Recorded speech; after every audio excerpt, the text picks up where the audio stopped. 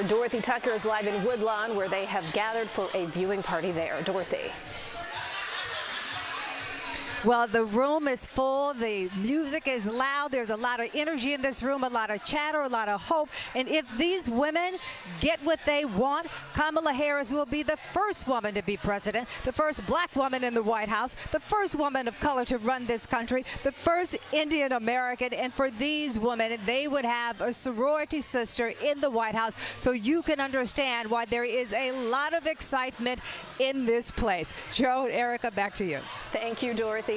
Well, Wisconsin is one of the 7 battleground states we're watching very closely tonight, and that's where we find our Sabrina Franza. Hi, Sabrina. Hey, we're in Pewaukee, which is a little mile away from Milwaukee, Wisconsin, where, again, like you mentioned, Joe, they are watching this race extremely closely. Polls here close at 9 p.m. Eastern time. We've spoken to some poll workers who say they are prioritizing accuracy over speed. There was a situation in Milwaukee a few hours ago where around 30,000 ballots will now have to be recounted because one of the doors that holds those ballots in the machine was ajar. They say there is no reason for concern there. They are recounting those ballots, and they will be watching all of the votes as they come in. All of those early votes will be counted today. They're expecting some results as early as tomorrow morning. Thanks, Sabrina. Our national election coverage continues on TV.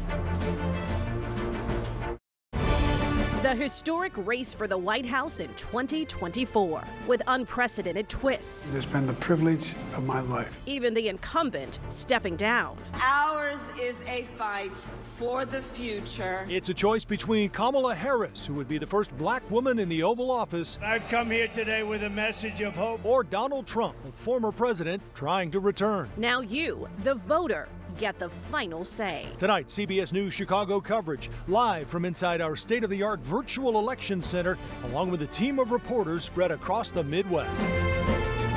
This is America Decides. Great to have you with us. Welcome to the CBS News Chicago America Decides special. Stay with us all night long as we bring you up-to-the-minute results and analysis. We are joined by 2 political analysts here in the studio, the dueling Leslies. We'll keep it friendly but spirited, we're sure. Yeah, emphasis on spirited. We're okay with that. We have former alderwoman Leslie Hairston, a Democrat, and former Illinois comptroller Leslie Munger, who is a Republican. And in the newsroom, Paul Vallas, the former head of Chicago Public Schools, who will help us better understand the first ever school board election in the city. Thank you for joining us as well, Paul.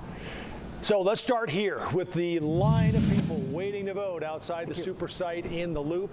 in the rain, although the rain has finally let up a little bit. The polls closing just about a minute and a half ago, but everyone in this line, as long as they were in that line before 7, will get to cast their ballot tonight. Darius Johnson is live. Darius, what's the move like out there right now for the voters?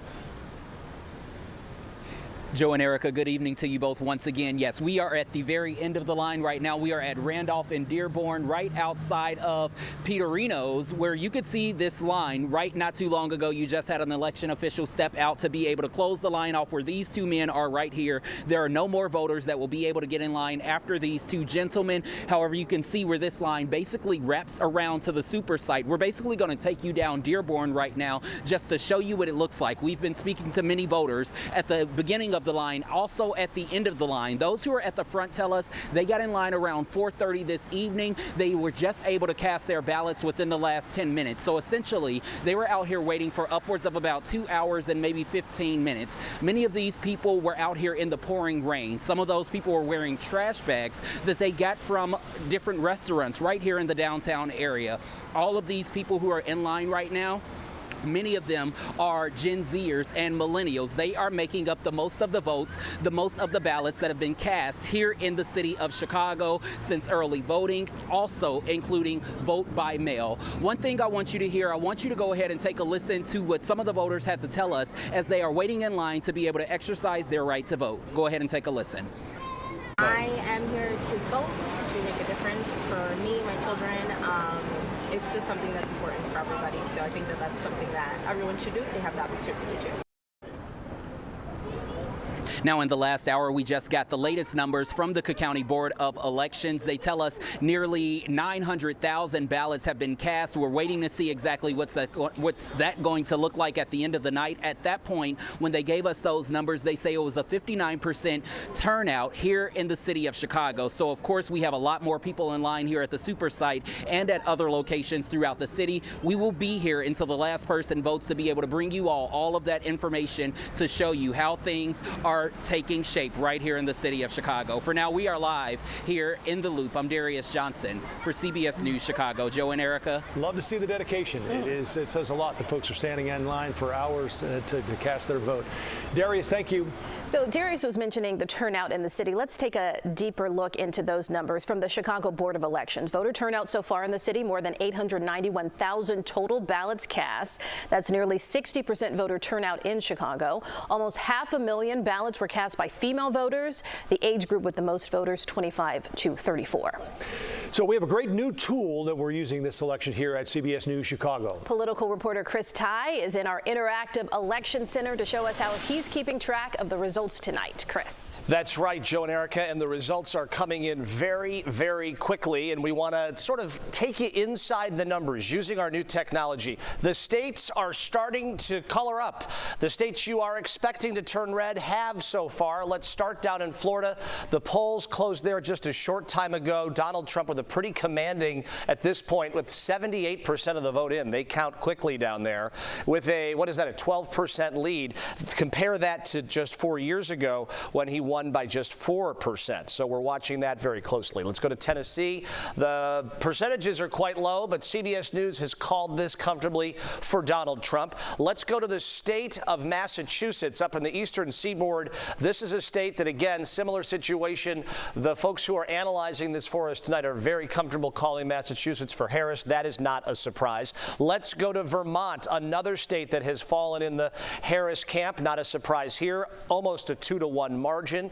Let's go to Georgia. This one has not yet been called. Georgia is the first swing state that we expect to see results in tonight, and Harris has a 14-point deficit that she's trying to come back from. Remember, in the state of Georgia, a lot of the rural vote comes in early. That is a very Trump vote. How quickly they can work through the Atlanta and the suburbs of Atlanta will kind of give us the final score here. And finally, we want to take you a little closer to home. Indiana is now called for Donald Trump, 62-35, with just shy of a third of the vote in. None of these states are a surprise at this moment. Probably right now, Joe and Erica, it's that size of the differential in Florida that is jumping off the map, literally. But we'll keep a close tab on this as the night progresses. Back over to you.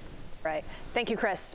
Well, it is early, but we do want to take a look at the map of the U.S. here. The polls have been closed in some eastern states for about an hour. And as Chris pointed out just a few minutes ago, the states that you expect to be red have, in fact, come in as red. And those you expect to be blue at this point are blue as well. This is why we're left with the 7 battleground states that we've all been talking so much about here lately: Georgia, North Carolina, Pennsylvania, Wisconsin, Michigan, and also Arizona and Nevada. Where those end up on the color chart by the end of, who knows, tonight or tomorrow, that will answer the question as to who will be the next U.S. president. Well, supporters on both sides are watching the returns come in. Charlie DeMar is at a Republican watch party in Orland Park. Let's begin, though, with Marie Saavedra at a Democratic watch party in River North. Hi, Marie.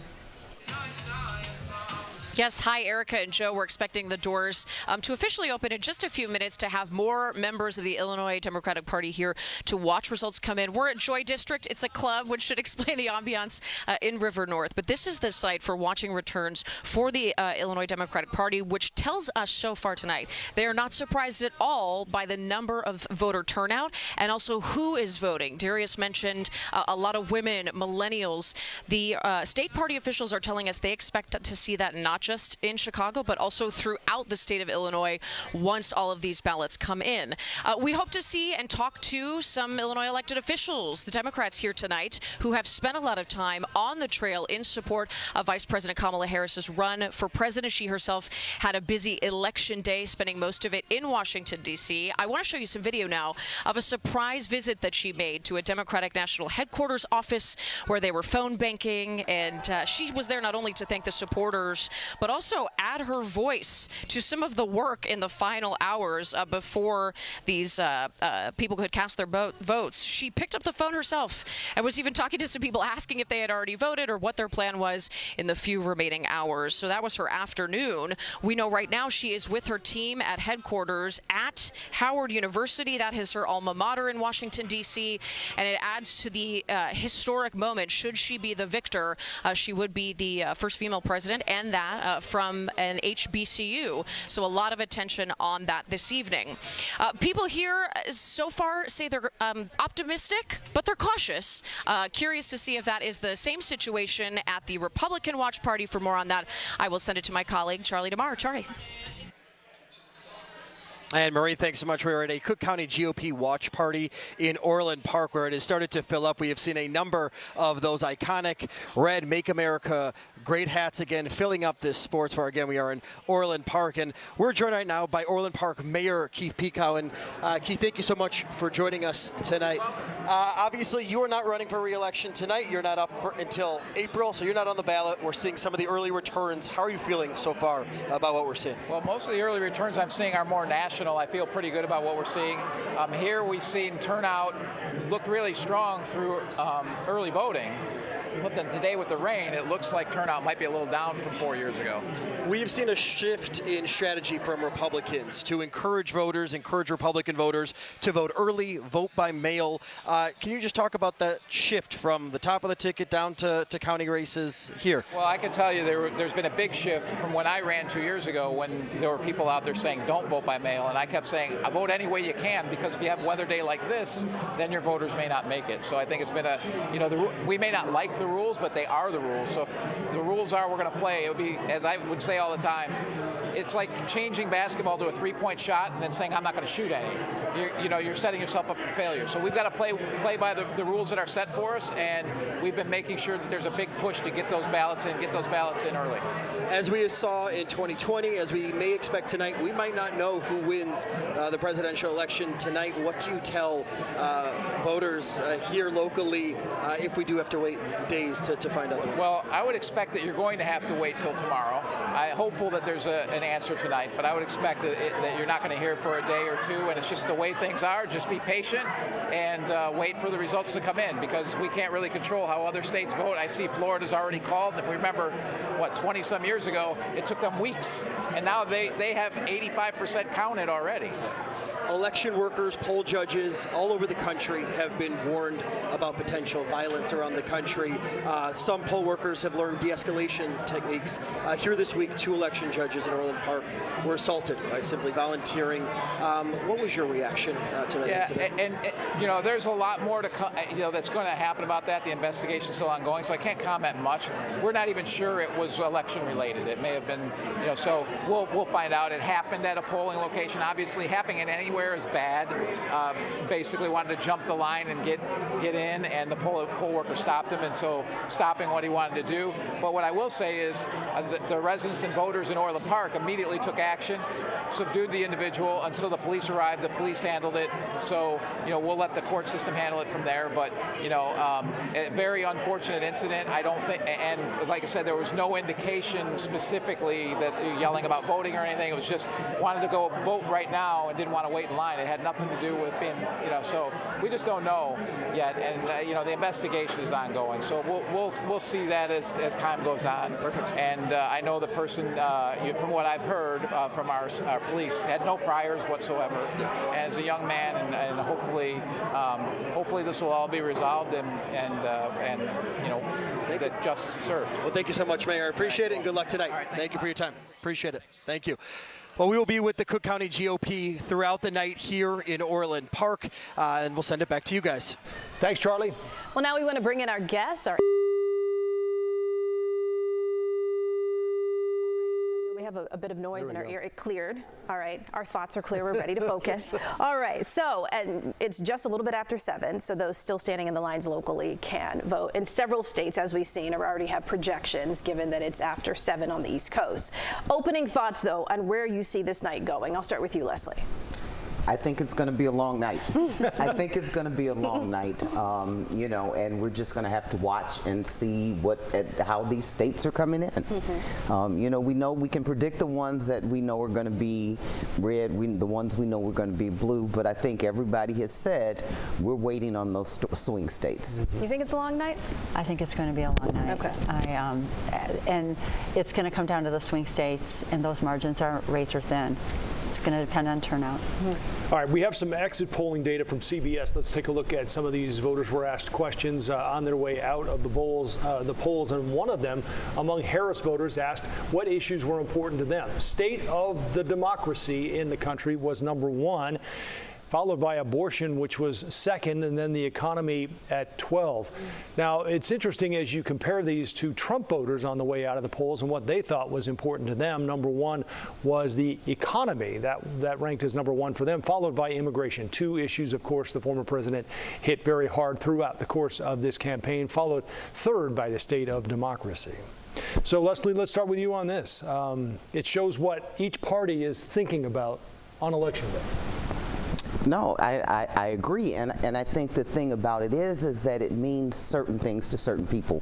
Whereas some people can only focus on the economy, a lot of people have to focus on their rights here in the United States of America, and I think those are what some of the women are thinking about. We're looking at the way that the country is going backwards in terms of our policies and how they impact us, and so yeah, I think people are really taking a serious look and are really threatened by the chances of what might happen.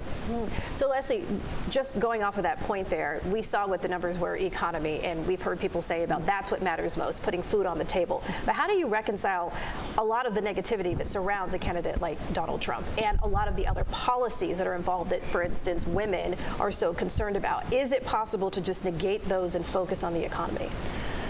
Well, specifically, with the other issues, I assume you're talking about the abortion issue and women's rights, et cetera, that is coming up number 1, one of the top ones on the Democrat side.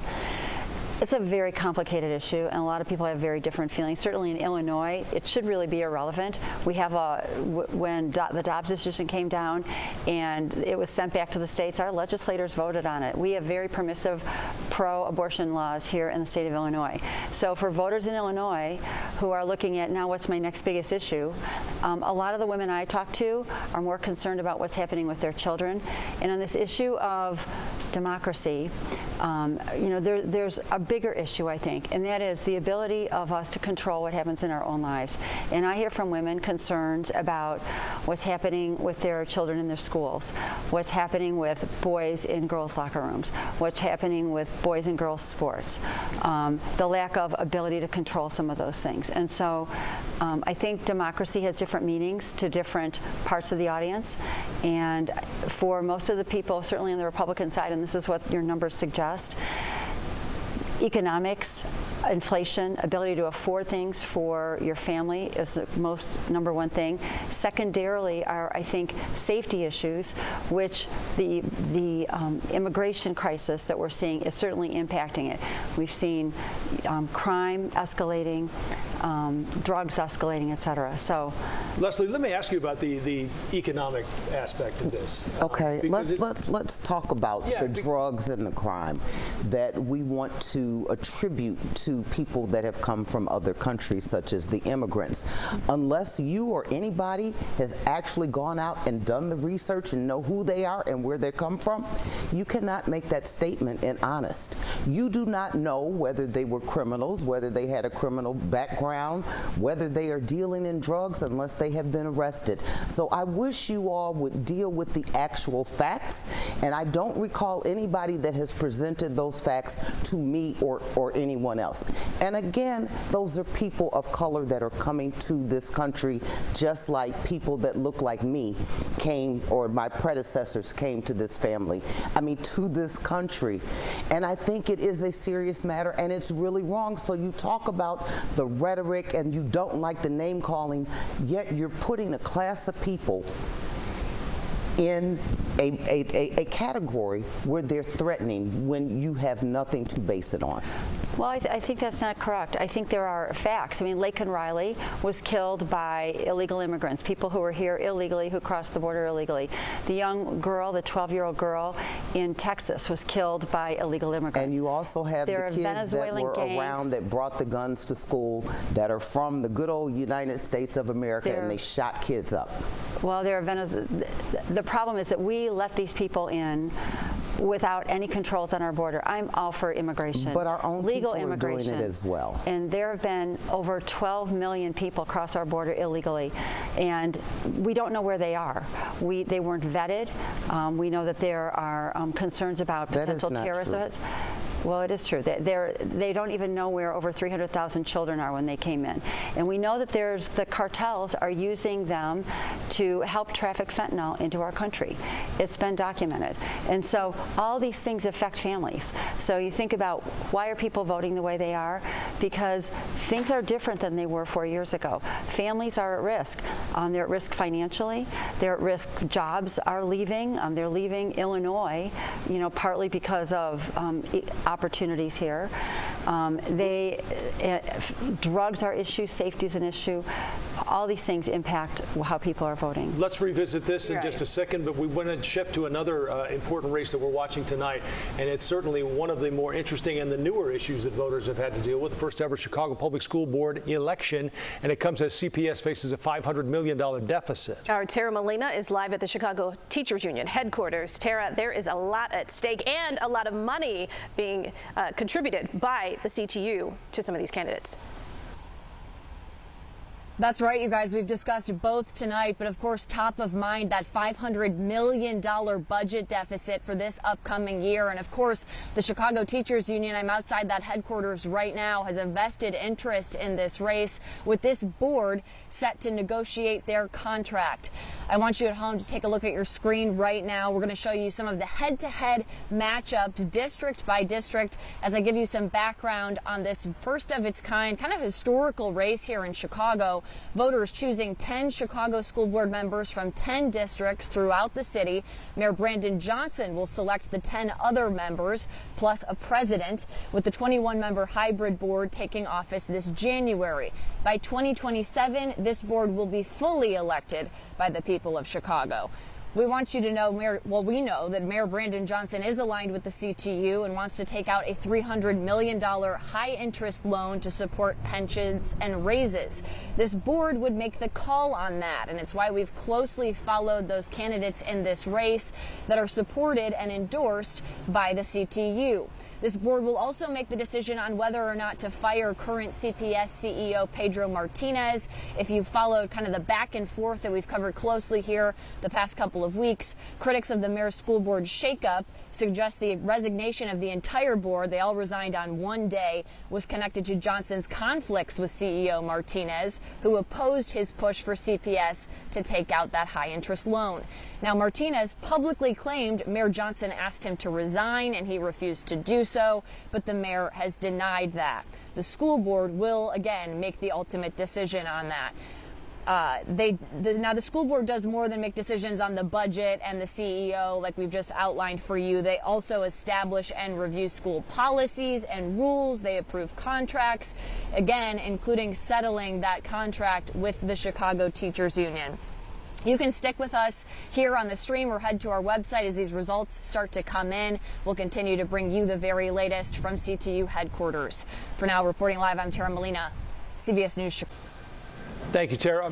Now, to bring us some more perspective on the first ever school board election, let's bring in a man with ties to CPS, Paul Vallas, who was, of course, the CEO for more than 5 years. So, Paul, before we get into some of the drama and how we even got to this place with the members that are appointed after some resigned and now those that will be elected, tell us why it matters. We're going from a 7, and that's tripling now with this election, to 21 members. What's the significance of this and how it will impact the city? The significance of this is we're really talking about who's going to control a $10 billion budget, which is only going to increase after the contract settlement is done. Who is going to control 56% of all the property taxes that the people pay in the city of Chicago? Who's going to control the $1 billion in additional subsidies that the city provides to the schools? Who's going to control the $30,000 per student that is being spent in the Chicago Public Schools? And as you know, the teachers union wants that control. If you recall, originally there was a push to have the full election, but to have all the members. The CTU is pushing for all the members to run simultaneously. But when their candidate for mayor won the election, they went in and they actually got it delayed so that the mayor can control the schools until the end of his first term. But this is about really who's going to control the direction, the destiny of the Chicago Public Schools. Hey, Paul, we have about 30 seconds before we have to take a break. Do you think there's any doubt that the CTU candidates tonight win? I mean, they have a lot of the candidates who aren't backed by CTU have a lot of headwinds.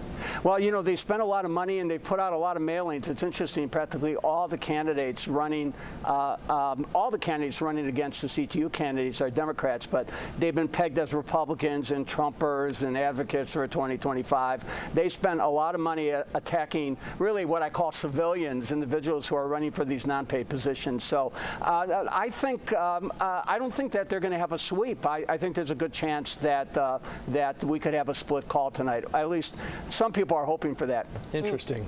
All right. Well, thank you, Paul. We'll be checking back with you throughout the evening. But for now, we're going to prep for an update for viewers watching CBS News national coverage on television. That starts in just a few seconds, so stay with us here on the stream.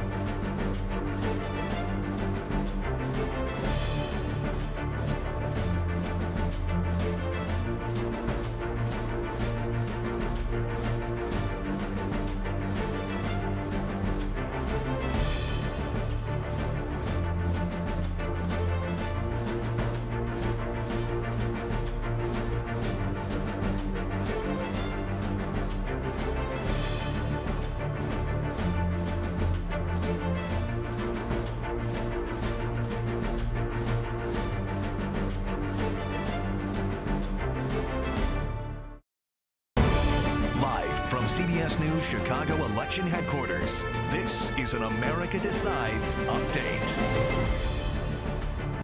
Great to have you with us. Polls closed here at 7 o'clock. Voters on both sides now watching the results start to come in. That's right. Our Marie Saavedra is live at the Democratic Watch Party in River North tonight. Marie.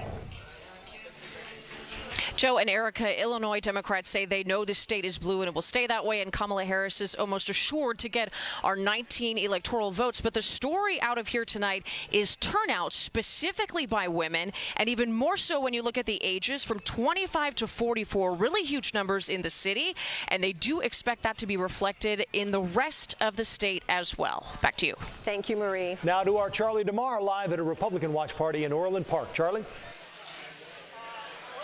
And Joe and Erica, the party has started here in Orland Park.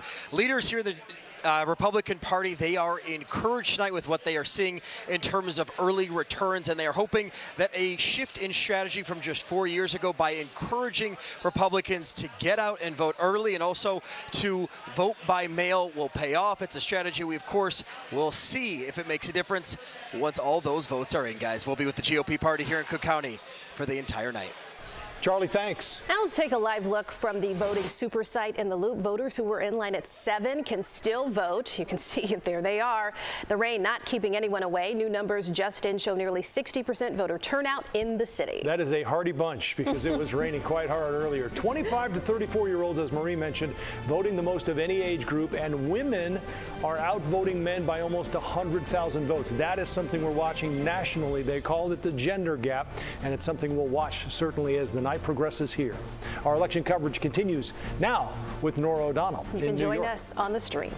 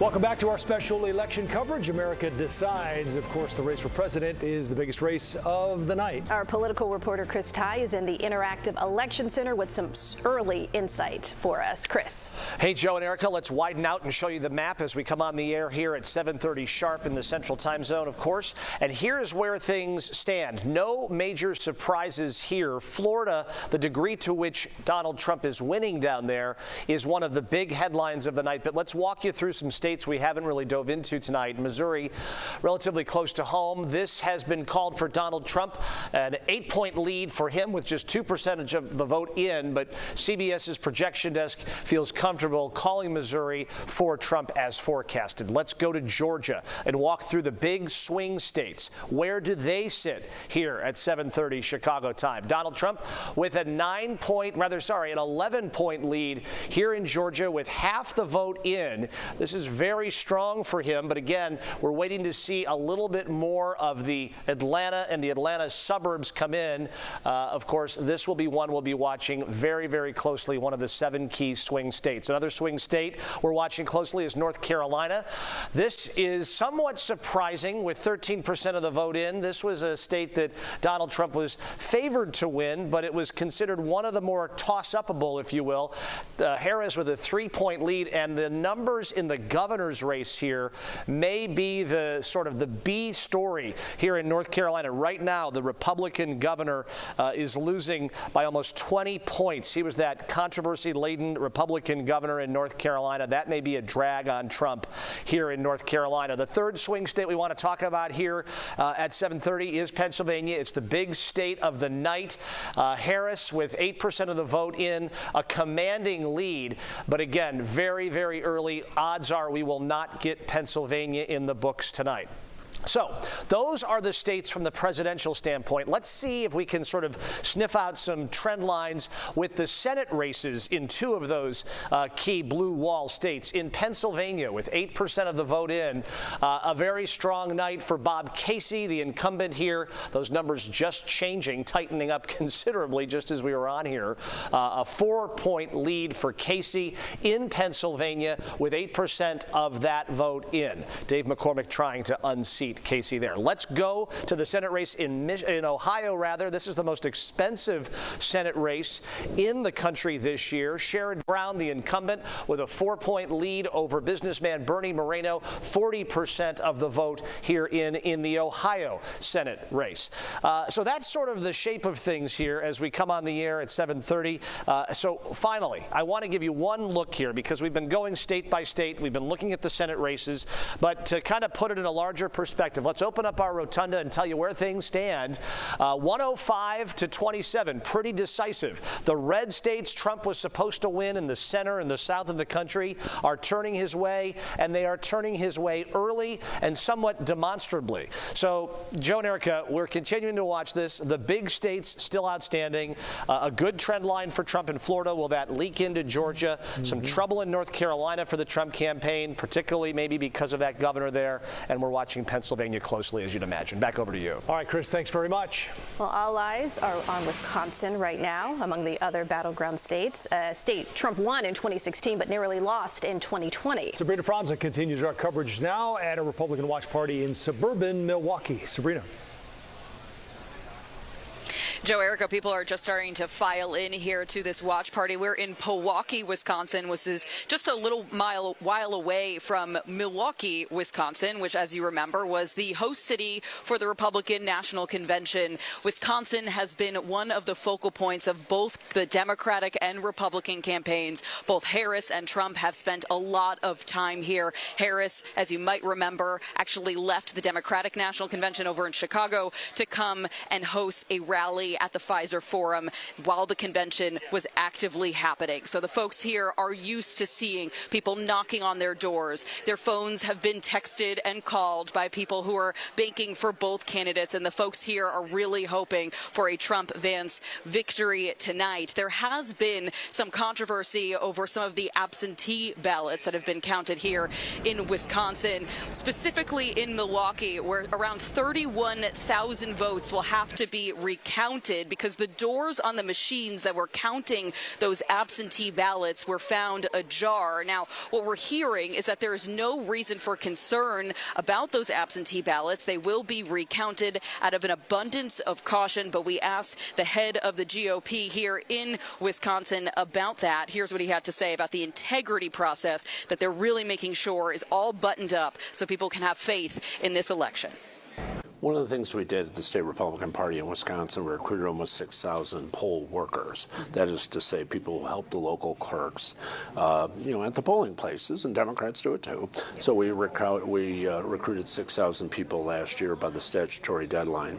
But we also have thousands of poll watcher, people who literally watch the process, recruited as well for today, and we have hundreds of lawyers involved. So much more than in 2020 and much more than in 2022. We're going into this election hoping that the operation we put in place means a secure election. As you keep hearing, Wisconsin is part of the blue wall that Trump won narrowly in 2016, but then lost narrowly in 2020, both by 1 percentage point each time. So everybody here is cautiously optimistic as they see and wait for these results to come in. When we ask when those votes might be tallied, officially called here in the state of Wisconsin, what we're hearing is hopefully by sometime tomorrow morning. Joe, Erica. Okay, Sabrina, thank you. A bit closer to home now, Dorothy Tucker joins us live in Woodlawn at an Alpha Kappa Alpha watch party. That, of course, the sorority of Vice President Kamala Harris. Hi, Dorothy. Hello, how are you? And I got to tell you, Joe, I have covered a lot of watch parties, but I have never seen anything quite like this. The energy in this room is unreal. Just take a look over here. You see these women over here dancing? They have been dancing like this for almost an hour now. The room is full. It is packed. The women here are standing around and they're chatting. And I tell you, every time on that big screen up there, every time Kamala Harris's name comes up and it says it looks like that she has won anything, if the percentage is higher than Trump's, they go crazy with cheering. This is the space where these women are just so excited about all of this. I'm going to talk to a couple of Kamala Harris's sorors here. First of all, what is your name? Adrena Edwards. Adrena, when you compare this night to Obama's election night, what's it like? Well, I was in D.C. for Obama's election night, and the electricity was just, it was palpable. You could feel the excitement, the anticipation, the hope. Here, you still have that, but it's a little different. I think we've been warned just a little bit, but we're still fighting. We're still expecting a really good turnout. We're expecting victory. So we're still happy, but we're a little, we're concerned. But we're watching those numbers. You're concerned? We're concerned. You're a little anxious? A little anxious. Why? The numbers. We're kind of looking at the numbers, and they're not, the numbers are a little bit higher for Trump than they are for Harris for right now. Okay. We would hope there would, not a landslide, but we are hoping that we would see a little bit higher numbers for Harris early on, especially since we had so many people come out early for voting. Thank you. Over here, I talked to you a little bit earlier, and you said something to me that I thought was really interesting, that even if there is not victory, there is still a win. Explain that. There's absolutely still a win. At the end of the day, I never thought in my lifetime that I would see a black woman as a presidential candidate. To be able to experience this moment at this time is just historical. No matter what the outcome is, she's still a winner. No matter what the outcome. And when you compare this night, this energy to the Obama's run for presidency, what is the difference that you see, if any? Absolutely. So I was there for Obama's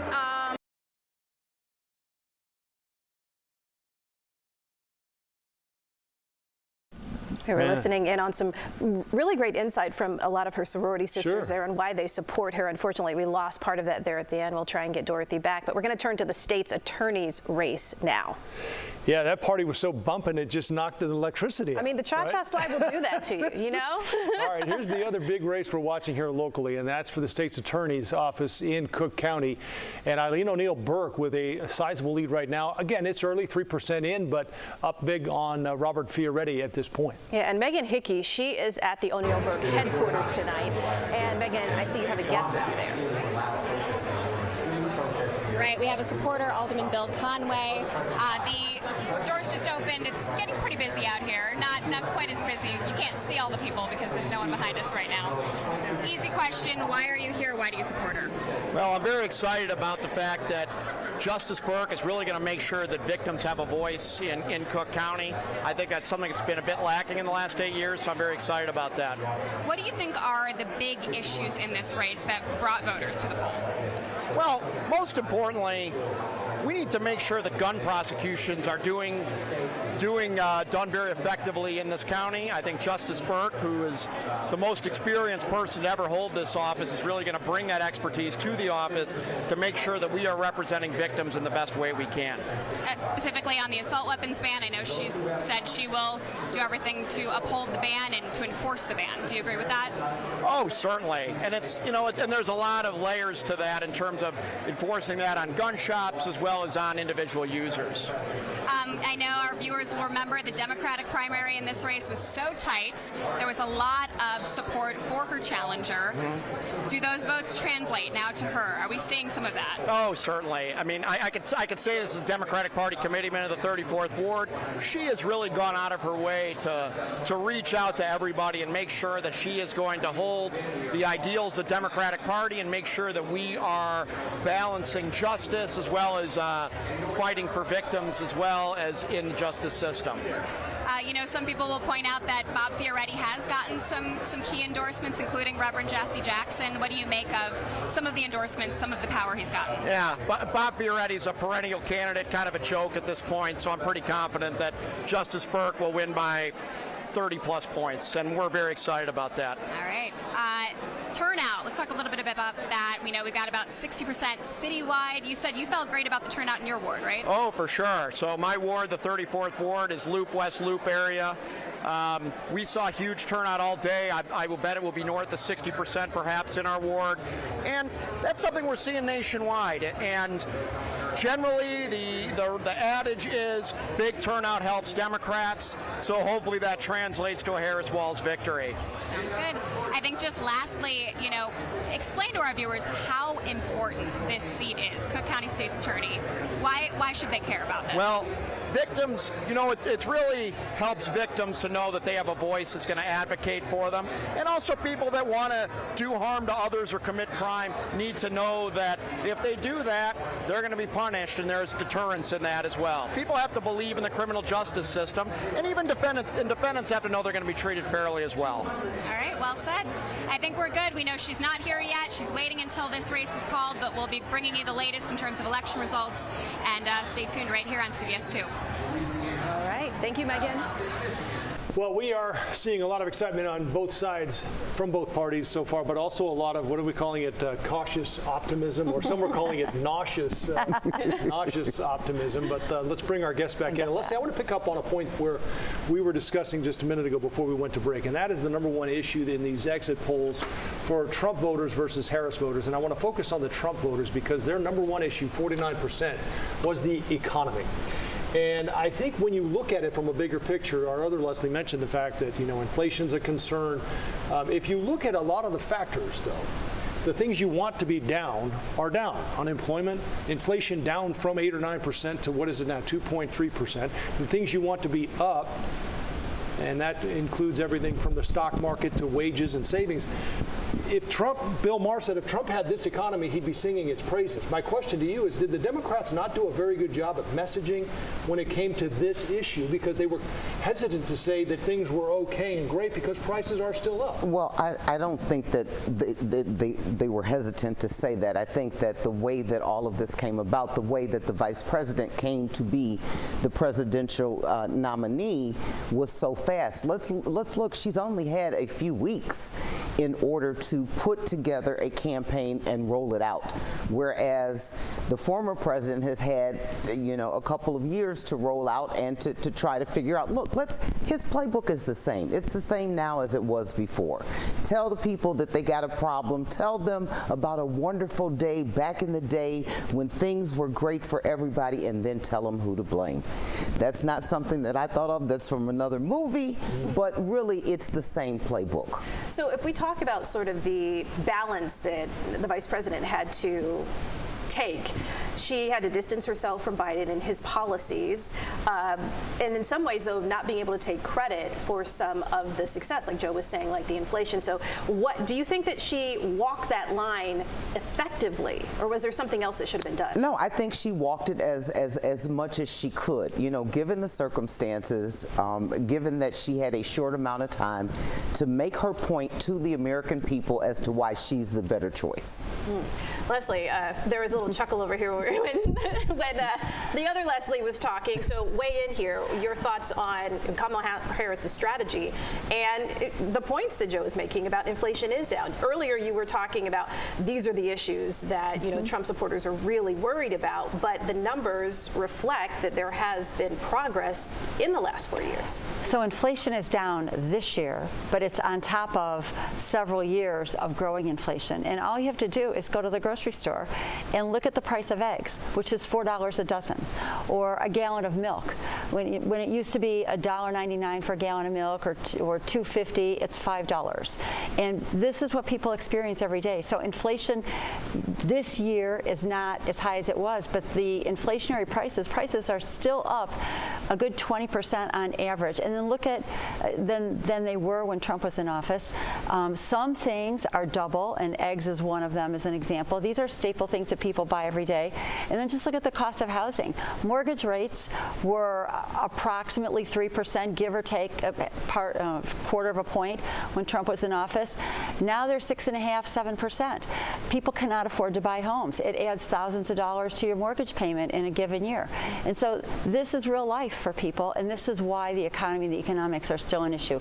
It was better, more affordable for people when Trump was in office. All right, so it was just such a, it was not for me.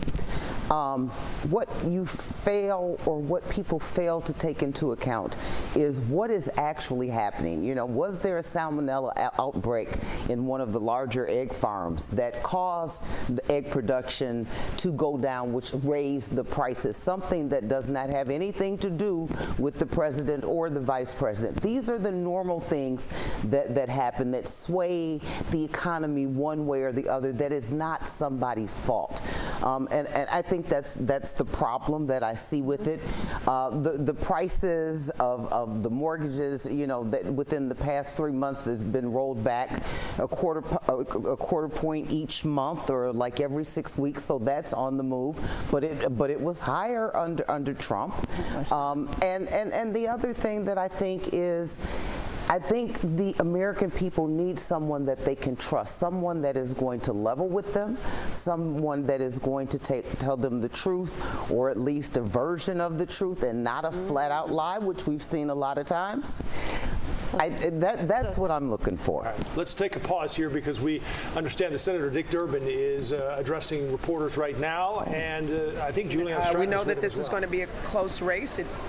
We've heard that from the very beginning. It was a truncated campaign, of course, and it's the ground game. It's getting people to the polls. It's making sure that people are activated, and that was what Illinois Democrats really helped to do. It wasn't something that we needed to focus. I mean, clearly we voted here, but it was about getting to Michigan, to Wisconsin, that blue wall that we want to see happen. But we've also, made phone calls to Nevada and some of these, North Carolina and other states just too. What are the races in our state that you're watching right now, and why? Well, certainly we have to make sure that Nikki Budzinski and Eric Sorensen head back to Congress. We want to see the ability to flip the House, quite frankly, so that the president and vice president-elect will have that support, which we want to see as, of course, Kamala Harris and Tim Walz.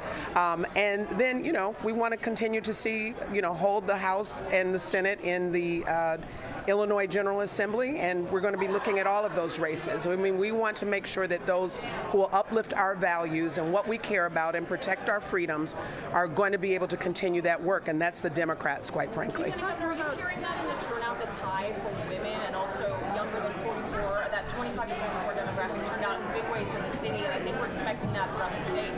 What does that tell you? Well, women are activated. I mean, women are angry. Women have seen our rights taken away. I'm a mother of 4 daughters, and I'm still angry that my daughters have now fewer rights than I do. And so women are coming out because we are saying that we want to make sure that there is somebody who is leading this country who's not going to take us backwards, but who's going to protect our freedoms, and that's what Kamala Harris has made very clear that she's going to do. So women are motivated. What do you think it says about the fact that there's so much motivation? We've been listening in to Juliana Stratton there with Dick Durbin right there. He was actually speaking before her, but you could see them answering questions from a lot of the reporters out there. But we want to turn now to some Illinois congressional races. Yeah, we're going to show you some of these races that we're going to be watching tonight. And Leslie, let's bring you in on this, because it's interesting, especially in our area. There really is not a Republican, giving them a challenge. What's happened to the Republican Party in this area? So it really comes down to the legislative maps and how they're drawn. And we hear the term gerrymandering come up everywhere. I've mentioned it before. Gerrymandering pushes Democrats into one area, Republicans into another area, and it makes it uncompetitive for a challenger to run in many of these areas. And we certainly see that in the city of Chicago and even in broader Cook County. I ran for state representative a number of years ago. I live in Lincolnshire, up in Lake County. My district included Wheeling. It went up, it skipped Libertyville, it cut out part of my own town, it went all the way up to Waukegan. It was not reflective of the district that I lived in, which is kind of a center independent, maybe center right district.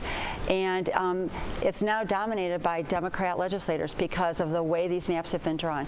Cook County is dominantly blue.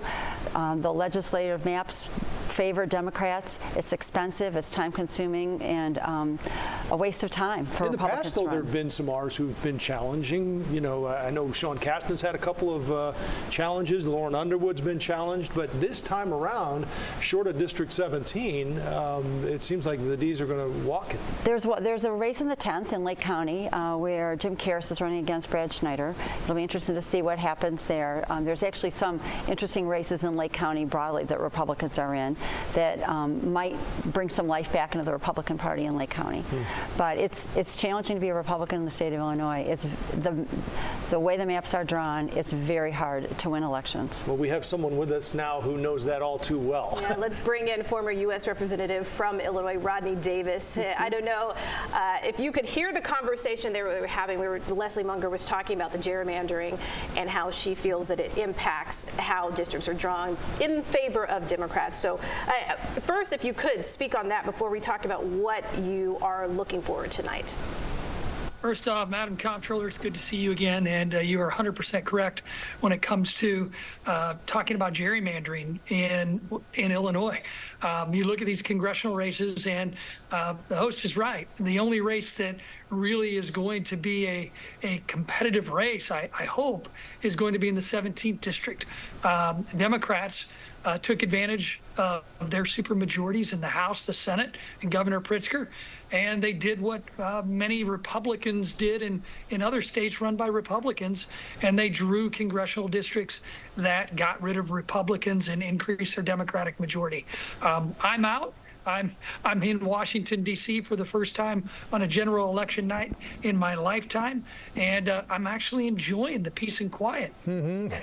Well, I know Congress misses you and a lot of folks in Illinois because you were ranked as, I think, the most bipartisan lawmaker in Congress when you were there. But that's another issue for another day, Rodney. Tell us what you're expecting tonight nationally. What do you think is going to happen? Well, it's interesting. You look at what Donald Trump and his team are able to tout as an accomplishment in Georgia. It's looking good for him there tonight. I'm interested to see as the count continues in North Carolina. If Donald Trump loses North Carolina, I think his path to 270 becomes a lot more narrow. But if he wins both of those states and is able to do a Sun Belt sweep, then you look to Pennsylvania. The initial numbers coming out of Pennsylvania don't look as well for Republicans, but that could be because most of them are coming out of the Philadelphia medium market where Democrats traditionally. Okay, we lost you there for a second, but actually we are going to go to a cut in here for our viewers actually on TV watching CBS national coverage. Thank you, Rodney, there for joining us. If you stay with us here on the stream, we'll be back with you shortly.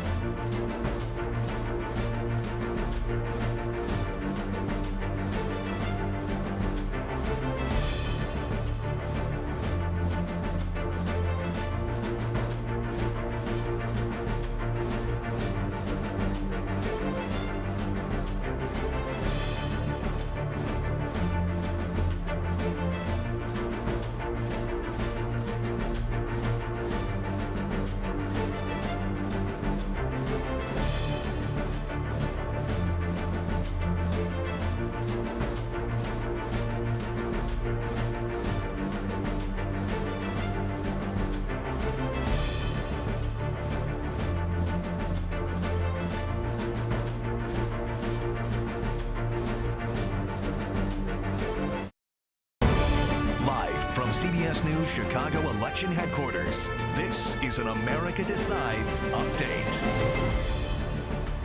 Good evening. Welcome back. Some local results are slowly coming in. With just a few minutes before 8 o'clock, Indiana projecting CBS that the governor's race for Republican Mike Braun.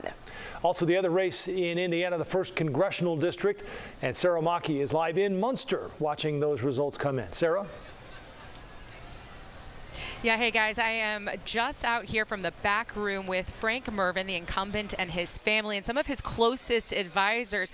They were saying back there that they had hoped they would have some sort of answer by now, but there was a holdup. They said that in some of the polling locations, there were as many as 30 people still in line when the polls closed at 6 p.m. So they said results are coming in just a little bit later than they had hoped. Mervin is obviously trying to become the 1st Congressional District representative once more. This would be his 3rd term. The audience filling up here behind us, waiting to hear anything from him. We are also waiting to see if we hear anything from his biggest challenger. That would be Randy Niemeyer, the Republican. But for right now, from Munster, Sarah Maki, CBS News, Chicago. Thank you, Sarah. Well, another high-interest race is for Cook County State's attorney. 2 candidates are vying to replace the retiring Kim Foxx. They are retired Judge Eileen O'Neill Burke on the Democratic side and former Alderman Bob Fioretti running as a Republican. In this, you can see some of the early results with 28%. Burke so far leading. Our Megan Hickey is live covering the race for Cook County State's attorney tonight. Hi, Megan. Hi, we're at Justice Eileen O'Neill Burke's watch party in River North. No sign of her yet, but that crowd is continuing to grow as those early numbers, as we just saw, show her with a pretty significant lead. Folks out here continuing to refresh their phones and check the TVs, and we'll, of course, bring you those latest numbers as we continue to get them all night. All right. Thank you, Megan. Wisconsin is one of the 7 battleground states we're watching closely tonight, and that's where we find our Sabrina Franza. Sabrina. Hey, we are in the middle of the blue wall here in Wisconsin. Trump supporters, Trump Vance supporters are hoping for a victory here. They're filing in to this ballroom. We're in Pewaukee, Wisconsin, which is not too far away from Milwaukee, where the RNC was held just a few months ago. Trump narrowly won by less than 1 percentage point. This state in 2016, Biden flipped by around the same percentage in 2020. And again, the folks here are hoping for a Trump Vance victory tonight. Joe, Erica. Thank you, Sabrina. National election coverage continues right here with Nora O'Donnell. You can also join us for local coverage and national on our digital streaming network, CBS News Chicago.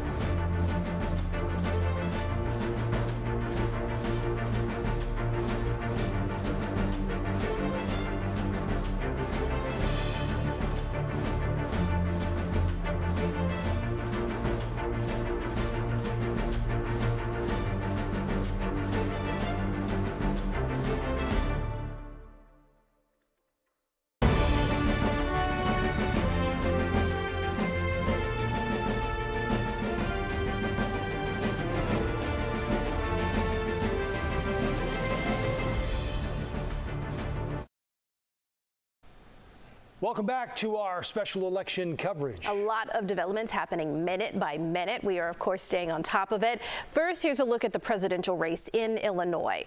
Let's get that from political reporter Chris Ty in our interactive election center. Chris. Joe and Erica, so here is where things stand. I want to zoom out here and take a look at where things stand in the U.S. Senate. We've spent so much time tonight on the presidential race. As you know, going into tonight, Democrats have a slim majority in the U.S. Senate, but they have more seats to protect. And given the state of play tonight, Republicans have taken away a Democratic seat in West Virginia and picked one up with Jim Justice on the Republican side of things. So right now, there are, when you add these two together, you're at 74. Which means you have 26 seats that are still up for grabs tonight, and the Democrats have to outperform by a large margin to retain that power in the U.S. Senate. We'll be watching that very, very closely. All three of the blue wall states, by the way, have Senate races up for grabs tonight in the Senate. Now, let's talk about where things stand here as we approach just past now the 8 o'clock hour in the Central Time Zone, as a number of states are now closing their ballot, their voting, Michigan and Wisconsin among them. Let's take a look at the state of play. We have just seen new states come into focus. Illinois still not called by the CBS News projection desk, but it is a pretty commanding lead for Vice President Harris right now, 60% to 38. Joe Biden won Illinois by 17 points back in 2020. Let's go to Indiana. This is a state we're watching very closely for our friends in Northwest Indiana. A commanding lead and a decisive one, according to our projection desk, for Donald Trump, as he gets about 60% of the vote, with just over half of the vote in tonight. Kentucky is another state close by. We want to keep a close eye on this. Part of the reason that when we look at Kentucky, Trump takes all 8 electoral votes, and look at this right here. 270 is the magic number. Right now, Trump with a 154 to 27 lead. So, Joe and Erica, that is where things stand here as the map continues to turn more and more red. But right now, none of these states were sort of unforeseen to be red. It's just getting under the hood and seeing where the night might take us. Hey, Chris, I'm curious about a couple of these other Senate races, primarily in Michigan, and I'm also wondering about Ohio. And there was one other I was wondering about as well on the East Coast. Maryland, the Larry Hogan race, if we have anything yet on that. Yeah, well, let's do them in the order that you mentioned them. Let's start with Ohio, then we'll get to Michigan, and then we'll get to Maryland. So let's start here in the state of Ohio. This was the most expensive Senate race in U.S. history. It is Sherrod Brown, the incumbent, now trailing by 1 percentage point. What do we have? Just about half the vote in. Ohio is very squarely in the Trump camp on the presidential side of things. Brown is a multi-term senator from the state of Ohio. Bernie Moreno is the businessman there who's putting on a full court press, and it looks to be paying off. But again, still about half the vote to go. Let's go to Michigan, where the voting just closed up in the Wolverine state. This is, of course, an open seat. Alyssa Slotkin is the Democrat. It appears as though, Joe, she has a pretty commanding lead over Mike Rogers. Still, though, only 8% in. Maybe that's a sign, but we don't know where the vote is in yet up in Michigan. Maybe it's mostly in Metro Detroit, in Grand Rapids and Lansing. And then you mentioned Maryland. Let's take a look at this race as we talked about it. I think we have this here. Yeah, the Larry Hogan race. We don't have any numbers in yet. Maryland was one of the states.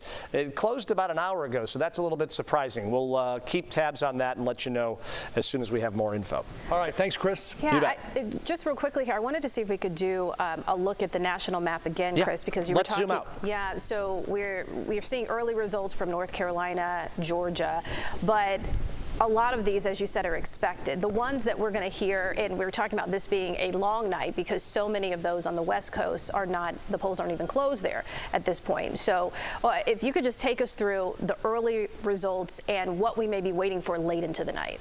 Yeah, so let's talk about 2 or 3 of those key swing states on the East Coast, Erica. The red ones that we expected are already colored. Let's go Georgia.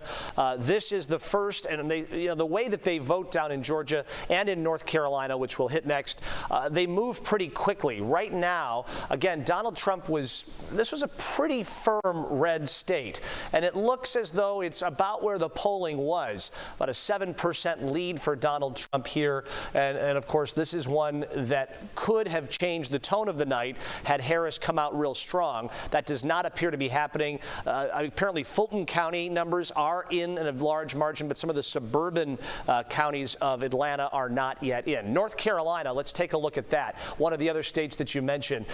Donald Trump was neck and neck with Kamala Harris until about 40 minutes ago. He has taken a bit of a lead here with now 40% of the vote in, a 5% lead for Trump, which the reason it was neck and neck, at least a lot of people thought, is because the governor's race in North Carolina has gone decisively towards the Democrat because of the controversy surrounding the Republican candidate, guys. All right, Chris, thank you. We want to bring in another voice to the conversation now. Former Illinois Governor Jim Edgar joining us via Zoom. Governor, thank you so much for your time. It's always great to have you and to hear your insight. I was reading up just recently here on an article where you said that we talked just a minute ago before we joined you about the struggles that Republicans have had in this state, and you said Illinois Republicans are going nowhere as long as Donald Trump is around.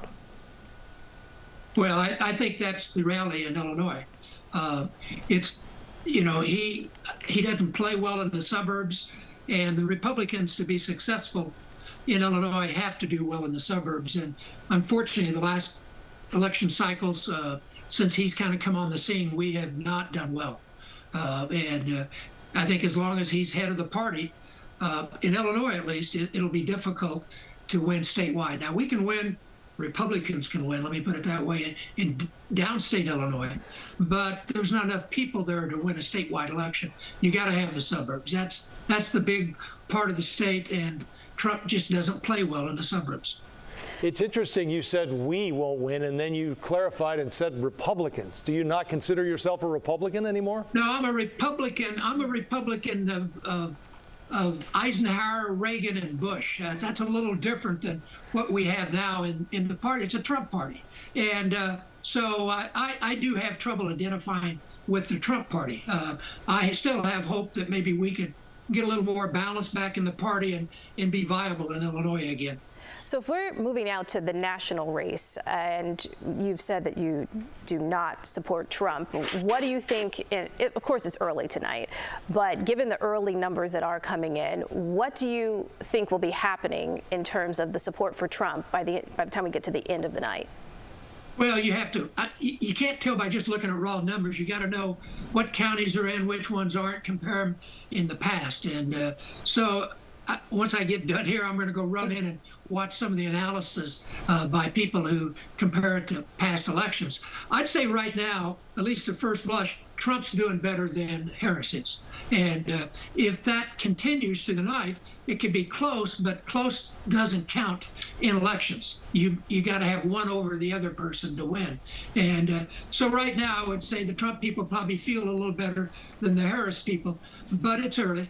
And again, we don't know, I don't know at least, where those votes are coming from. Listening to the analysis you just had on you can't really tell how much of those are rural, how much are from the city, how does that compare in the last two presidential elections.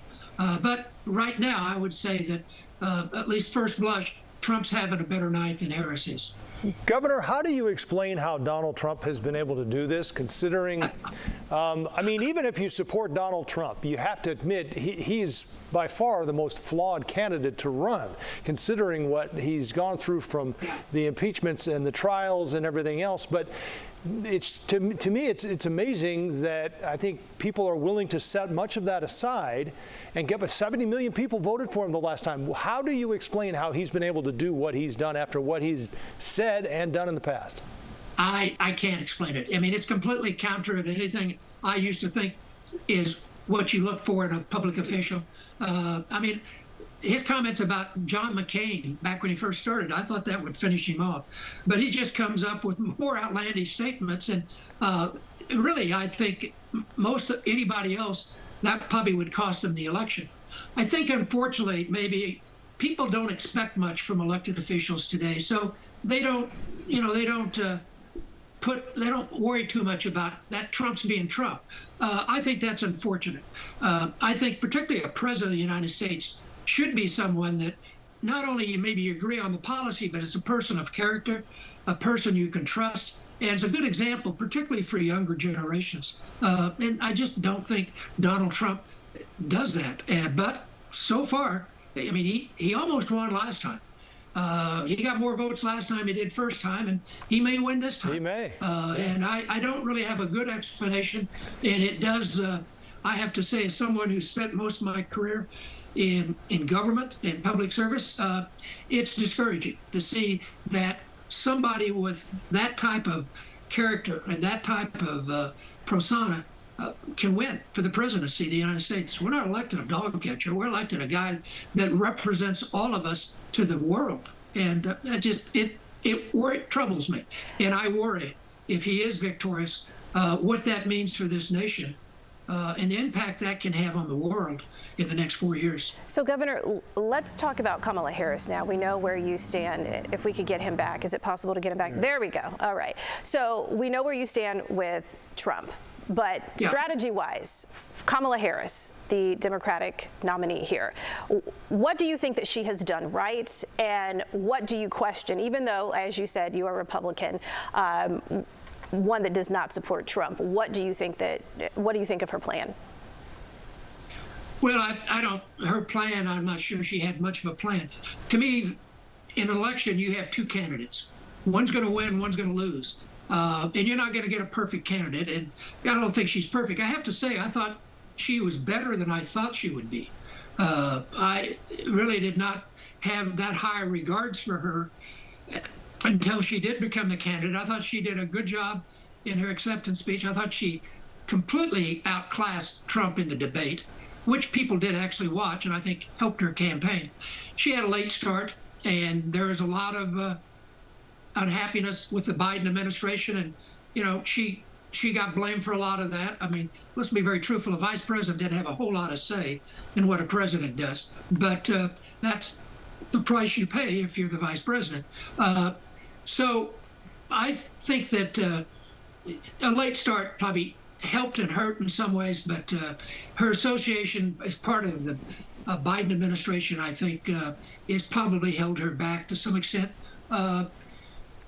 But overall, I think she did much better as a candidate than I thought she would do.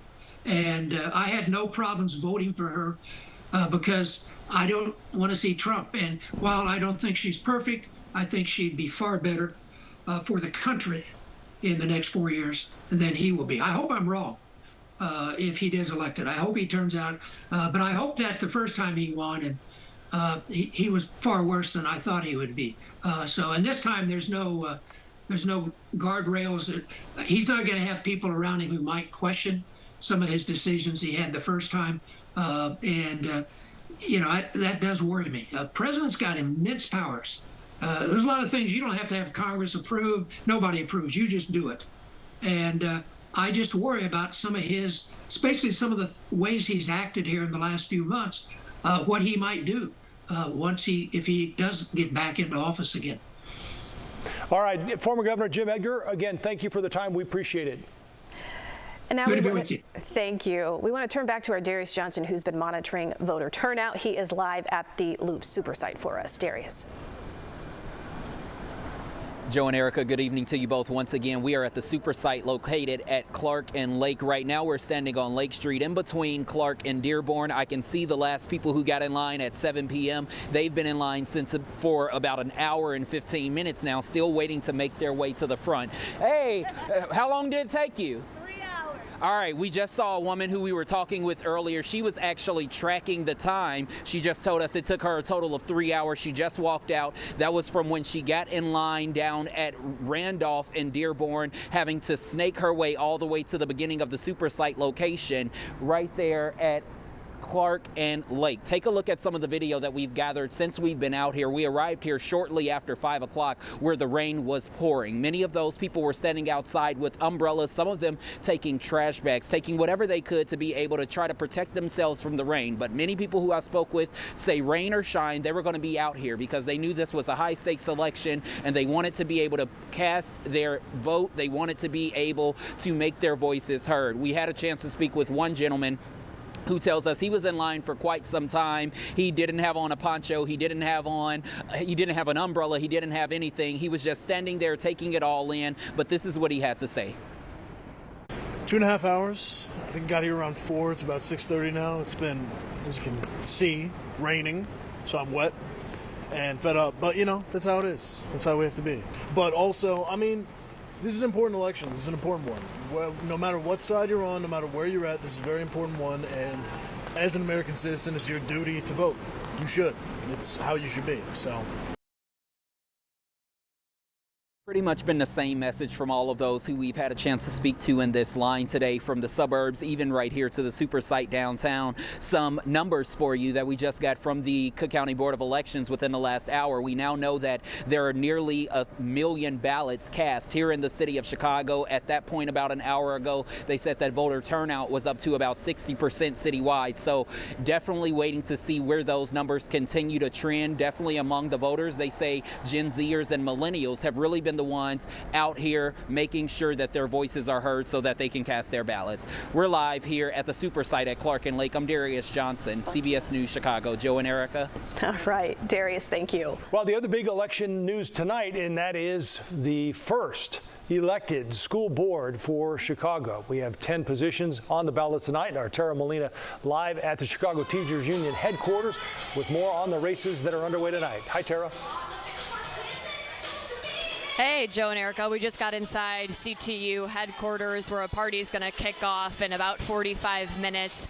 The CTU, we know, has a vested interest in this race, as this board, once seated, will negotiate their contract. And that vested interest translated into some major campaign funds for some of the candidates in this race. We saw $1.6 million donated through Chicago Teachers Union political action committees directly to candidates in this race, and many of them are the candidates that raised the most money in each of their districts. We have folks who will be elected in 10 districts here for this board. It will be a hybrid board until 2027, with Mayor Brandon Johnson, who we know is closely aligned with the CTU, choosing 10 members and a president. That's an important breakdown because that means we already see a CTU-aligned majority in this race before we even get results. And as we start to see some of those results come in, of course they're not final, we are seeing a couple of those CTU-backed candidates taking the lead in their districts. So again, the party's kind of just starting to rev up here. We see it officially kick off around 9 o'clock. We're going to continue to gather the very latest, keep tabs on who's leading in their races and how that breakdown could affect you, Chicago, you as a taxpayer. Again, we'll track it and we'll bring it to you live. For now, reporting live inside CTU headquarters, I'm Tara Molina, CBS News Chicago. Thanks, Tara. Well, now in the newsroom, Paul Vallas, the former head of Chicago Public Schools, joining us again. So, Paul, if we could start by talking about the makeup. You know, we're voting for 10, but the majority still falls with the mayor when it comes down to it. What type of say is the voter really going to have, you know, apart from appointing one from each district, when ultimately the mayor gets to decide? Well, really not much, not until you have a fully elected board. And the CTU structured it this way. Again, as I mentioned last time, all the board, there was a push to have all the seats up. That was before the outcome of the mayoral race. And then the minute Johnson got in, the CTU kind of hedged their bets, and so they wanted to make sure that Johnson, their candidate for mayor, would be able to maintain control of the school board until the next election. So that was by design. Clearly, the CTU has done a full court press. This is about controlling the schools, controlling most of the property taxes, and at the end of the day, getting basically a school board that's going to be a rubber stamp for the Chicago Teachers Union. And they've spent an enormous amount of money. You know, they also conveniently have school off today, meaning they can put all of their so-called red shirts out there campaigning for their candidates. And, you know, for some strange reason, it was almost impossible impossible to find these candidates on the ballot. I think they were at almost the bottom of the ballot, you know, after the million judges that you have to work your way through. So at the end of the day, you know, look, they're masters at getting out the vote and at, in effect, undermining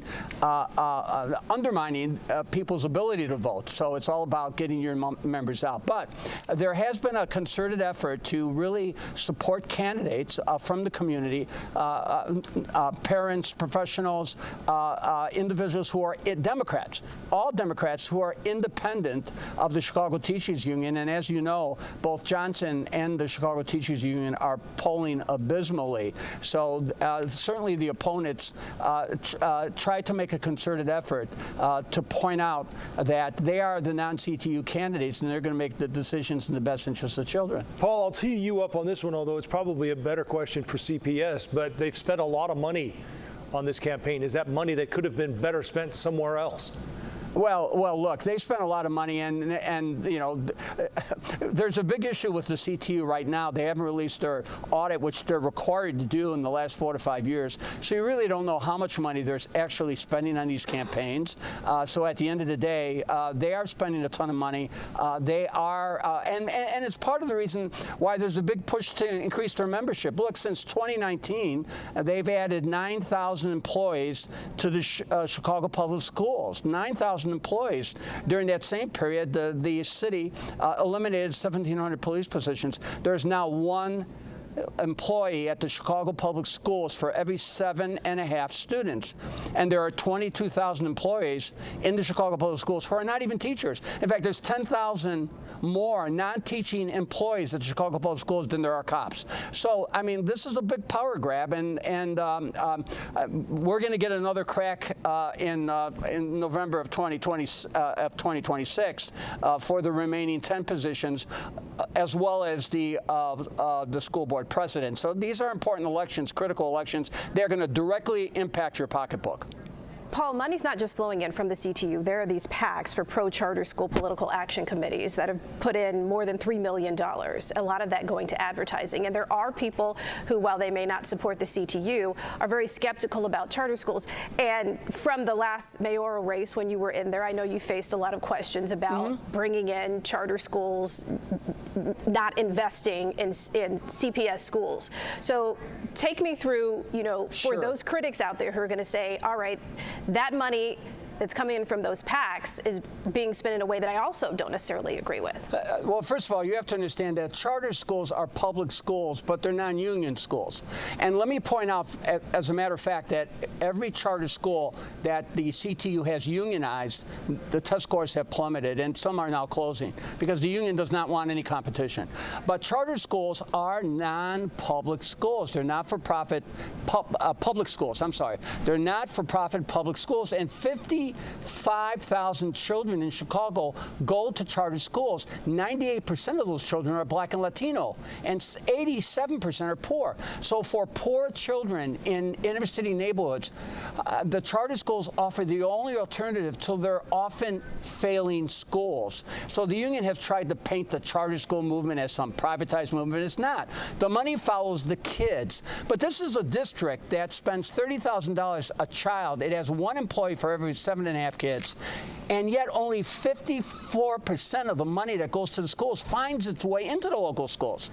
A lot of that money is eaten up by the central office and the massive central office and regional office bureaucracies. So look, funding is not an issue here. It's how the money is being allocated. And parents should have the right, if their child is going to a failing traditional public schools, to have the right to try to get into a magnet school, which the unions are trying to close, as well as a public charter school. Parents should have the right to choose the best school for their child. Paul, we have literally about 30 seconds left before we need to get to another break. Are you still sad and sorry that you lost the election for mayor? Oh, my wife is thrilled. My wife is absolutely thrilled. You? But hey, it's you know, this is a contact sport. You know, I've been through this.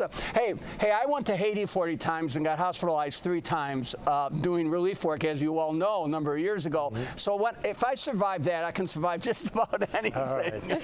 I know you're with us throughout the evening. Yes. We appreciate your insight, Paul. Thanks. Thanks. We'll be in touch.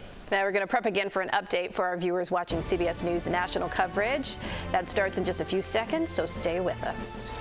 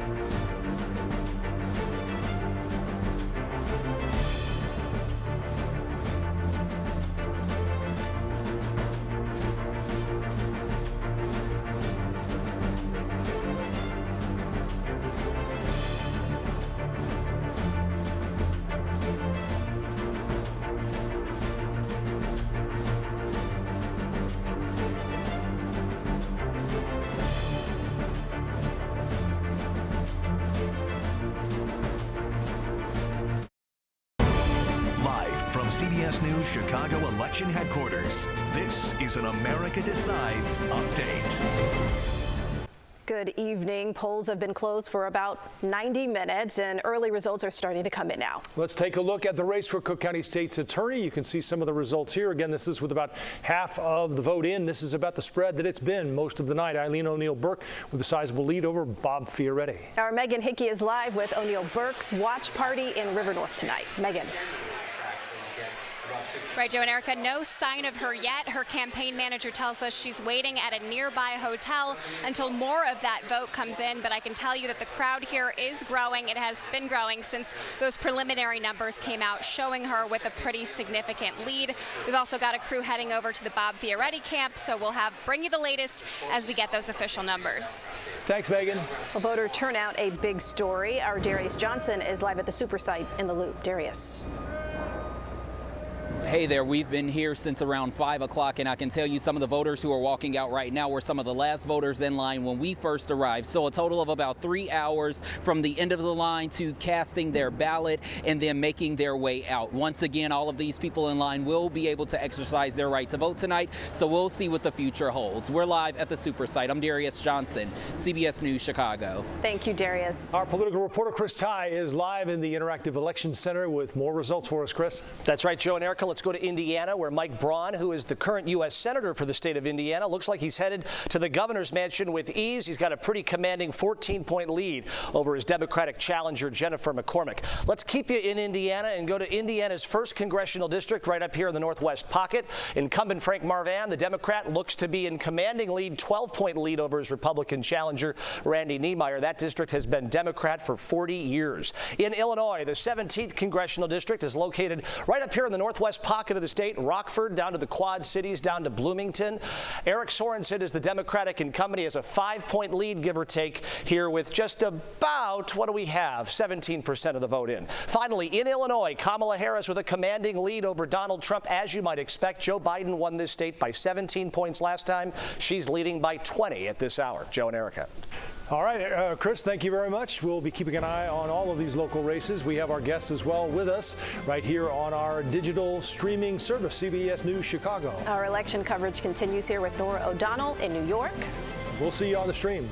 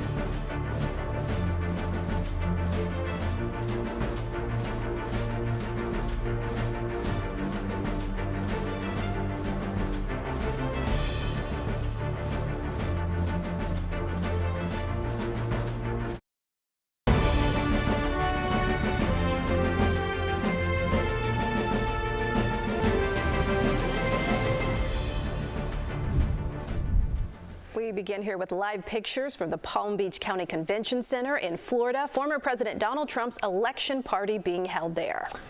Let's take a look now live at Vice President Kamala Harris's election night watch party. This is at her alma mater, Howard University in Washington, D.C. Tim Walz also expected to be there tonight. Well, we have some local supporters from her sorority right here in the Woodlawn area. That's where Dorothy Tucker is live at the Alpha Kappa Alpha watch party tonight. Dorothy. Well, Kamala Harris has called the AKAs her family, and her family has certainly turned out for her tonight. As you can see behind me, this room is packed. It's a little bit more subdued than it was earlier in the evening. That is because as these mostly women crowd, as they watch the election returns, they have seen Trump win some states and gain in some states, but there is still hope for here. Let me give you an idea of some of the notable women in the Chicago area who are also AKAs. You have State Senator Maddie Hunter, former Alderwoman Leslie Hairston, and Sophia King, current Alderwoman Michelle Harris and Stephanie Colton, just a couple of others. And let me now go to some of the women who are here, are AKAs here. When you look at Kamala Harris, how has she inspired Black women? Truly, her legacy as a professional, as an attorney, I myself am an attorney, having the kinds of positions of leadership that she's held has truly been inspiring for all of us, because we see what's possible for all women everywhere, not just Black women, but certainly for us, because we have struggled so hard and for so long to access these places of power and influence. So it means a lot to us, and especially I think means a lot to our young women and our young girls. And what does it mean to the AKA? This is an organization that has been around for absolutely decades. Well, our founders have worked side by side with other suffragettes and other movement makers to earn the right to vote. So this is very important to our sisterhood, because we are exercising a right to participate in a democratic process as women, but as a community as well. So it speaks to the many decades and years of service that we have stood upon for so long, for over 115 years. Thank you. I'm going to talk to your server for a moment. Come over here. As I mentioned a little bit a few minutes ago, that the mood changed a bit. I mean, for a moment, you guys were going up every time her name appeared on the screen, and then the results started coming in.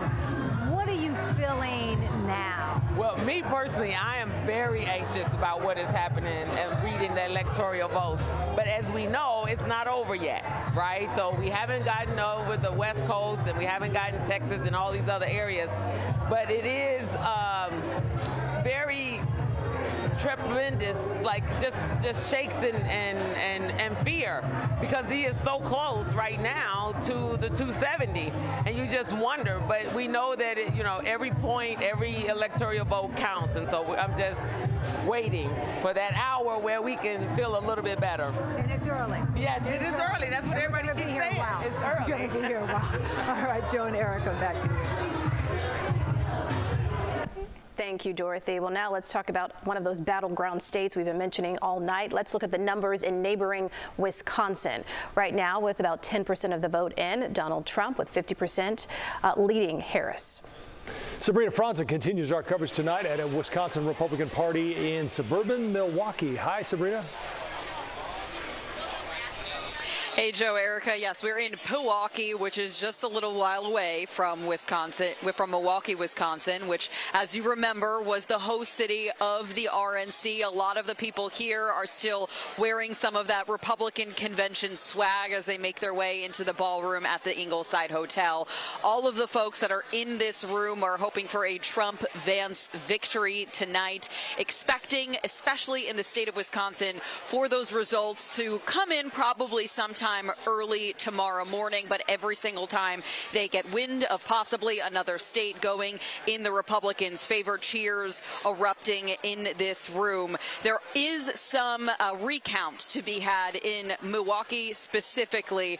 There are around 31,000 votes that will be recounted. Those are absentee ballots. The reason why they're recounting those votes is out of an abundance of caution, because there was notice at the door which was securing those ballots in place was ajar. So they're recounting those votes and making sure every single person has been counted. There is no evidence of tampering there, but everybody's really on the edge of their seat to see what's going to happen here in Wisconsin. We are in the middle of the blue wall. This state holds 10 electoral votes, and it's a state that has been really teetering on the edge of whoever the candidate would win for the last two presidential elections. In 2016, Trump won by a very slim margin, less than 1 percentage point. And then in 2020, it flipped in the Democrats' favor. But President Biden only won Wisconsin by a similar margin, less than 1 percentage point. So everybody is waiting to see what is going to happen. They're seeing some of the results come in from some of the other counties.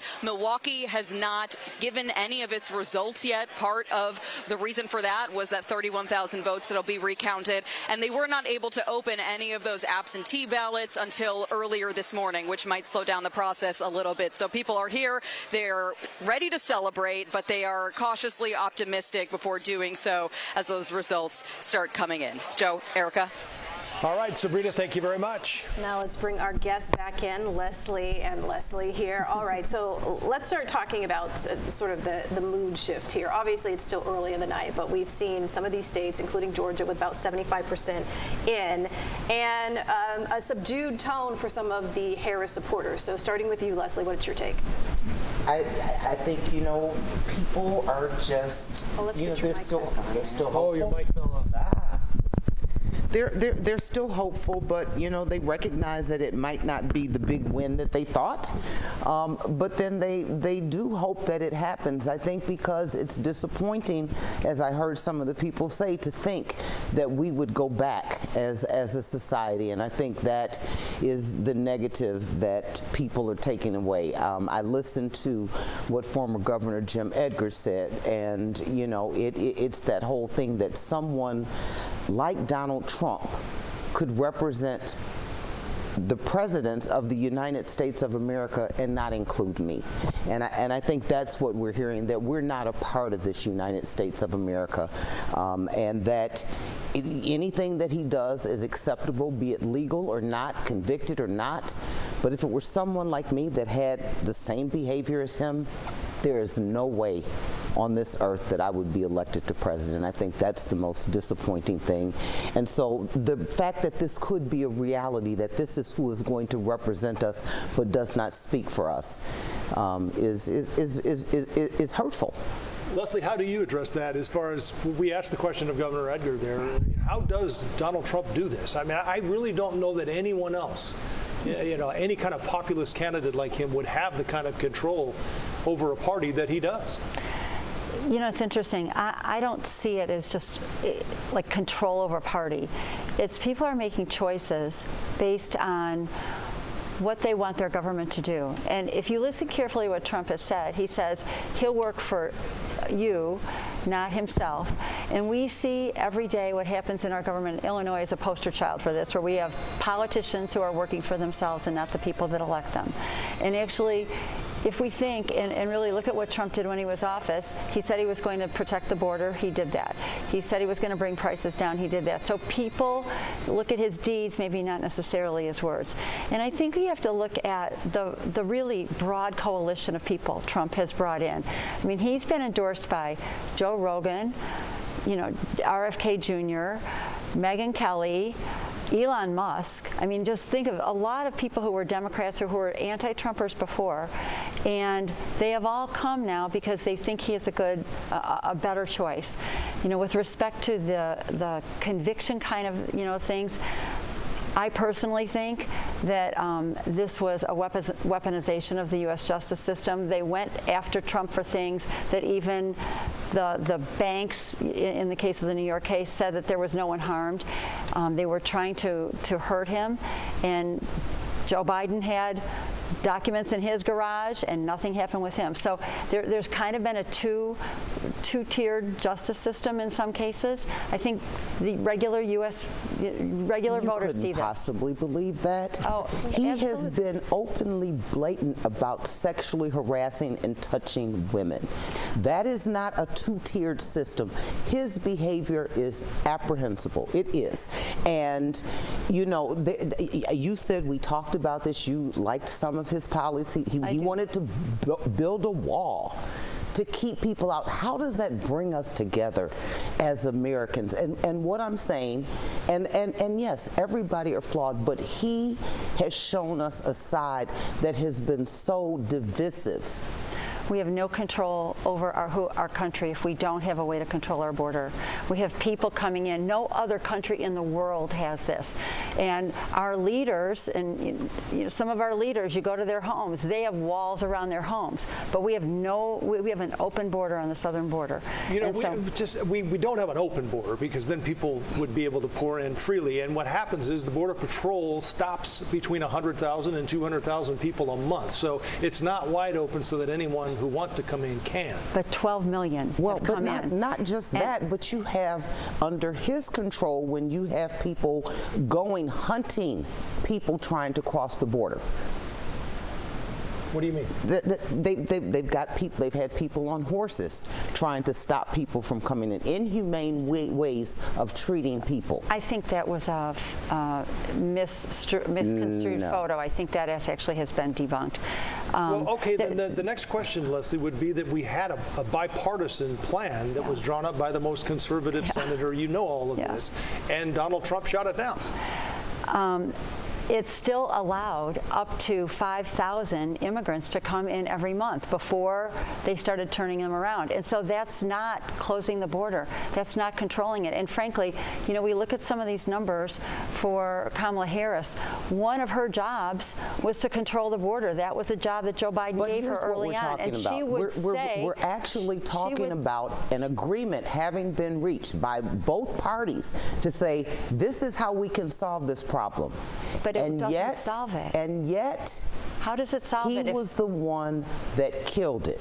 How does it solve it if 6 million people can still come in to the, you know, if You'll people have to can take keep that up coming with in. Congress.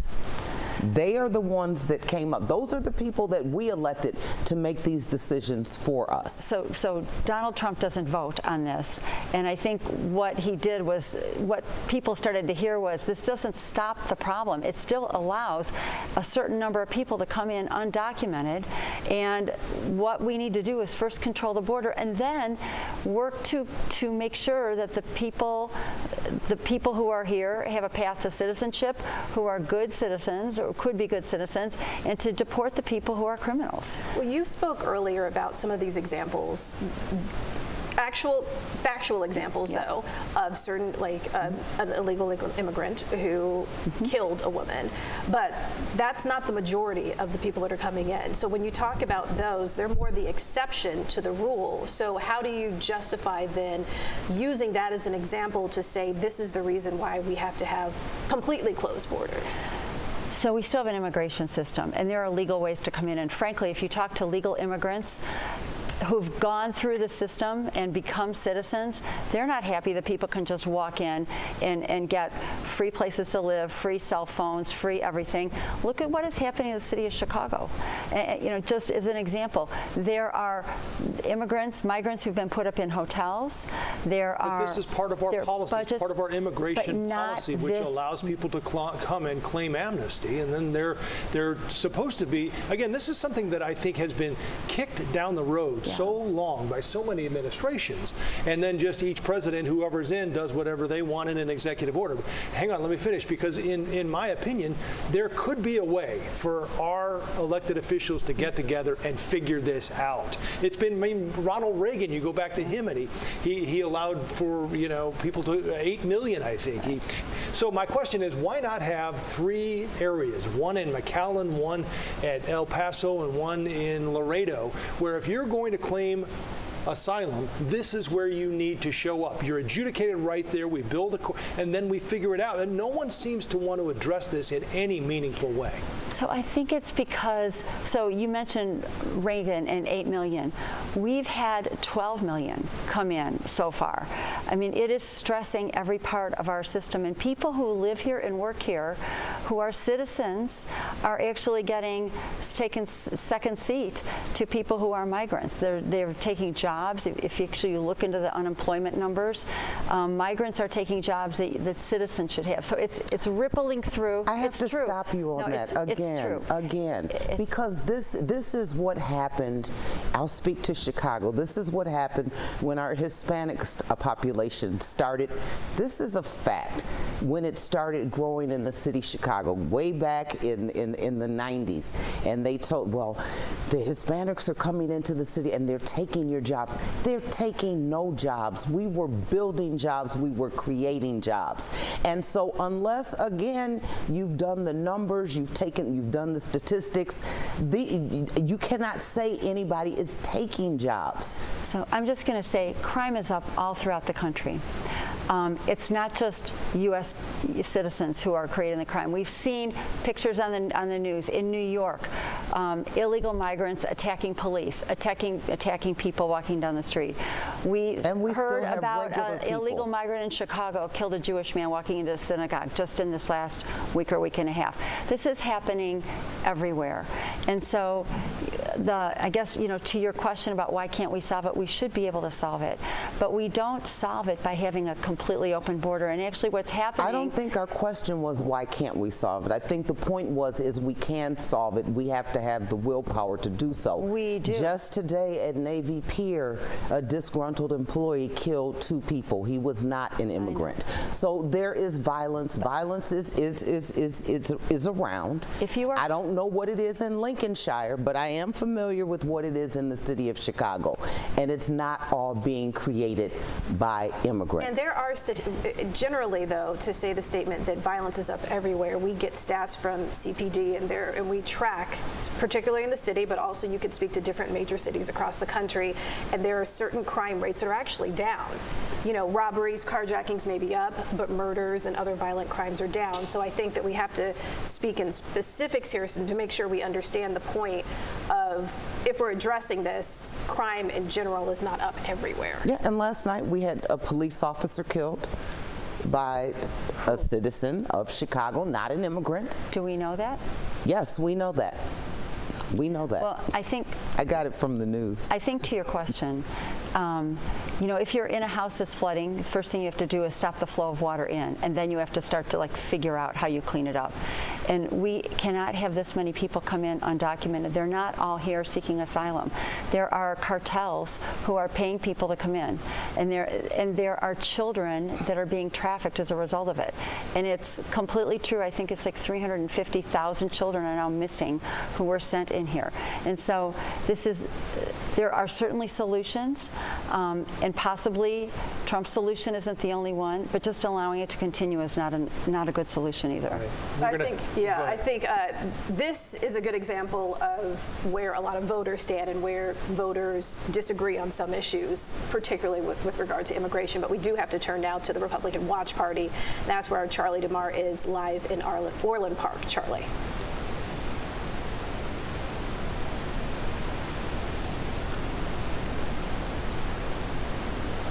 But the playlist here has mirrored that of a Donald Trump rally with some Lee Greenwood, some YMCA. But as for the races, as for what's important here tonight, I just checked in with the GOP chair here tonight. He says he is cautiously optimistic with some of the early returns that he has seen here so far, but a little closer to home, he has his eye on the race for Illinois' 6th district between Democrat Sean Casten and challenger Nikki Kinforty.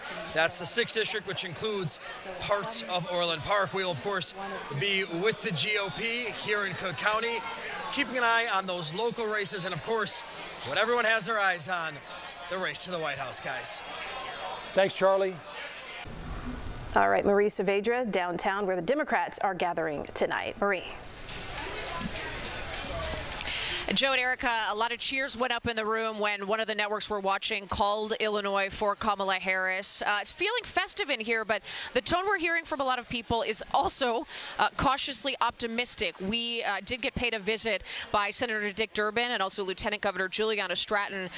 Both of them huge supporters of Harris from the jump, from the first day, the day after President Joe Biden said he was dropping out of the race and asked and nominated Harris to take his place as the Democrat Democratic nominee.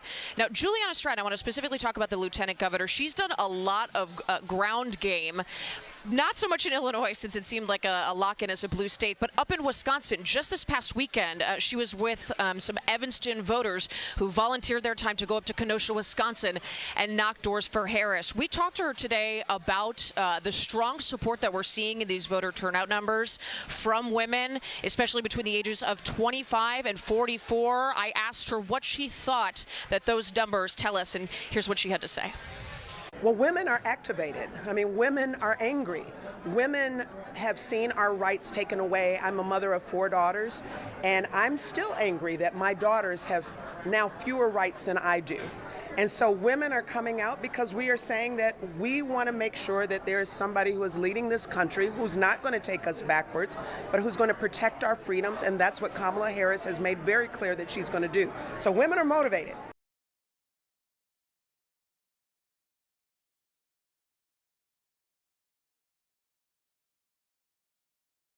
That the lieutenant governor was wearing pink and green. She had her pearls on. She also is a member of the Alpha Kappa Alpha sorority, the same sorority as the vice president.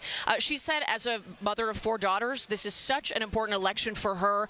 And also, as a black woman herself, she was emotional at the thought of a Harris presidency. And yet, she says that she will wait to have any sort of larger emotional reaction until all of these votes come in and a final decision is made. Joe and Irika, back to you. Okay. Marie, thank you. Well, there are 2 races in Illinois and Northwest Indiana that are a bit tighter. Now let's get back to political reporter Chris Tye in the Interactive Election Center for a deeper look into both of them. Chris. That's right, Joe and Irika. So many of the races for House Representative seats in the Chicagoland area are kind of locks for the Democratic Party. One in Illinois that we think is kind of reflective of the nation as a whole is the only one in white here that's still sort of up for grabs. You have, what is this here? I'm trying to see the percentage in tonight.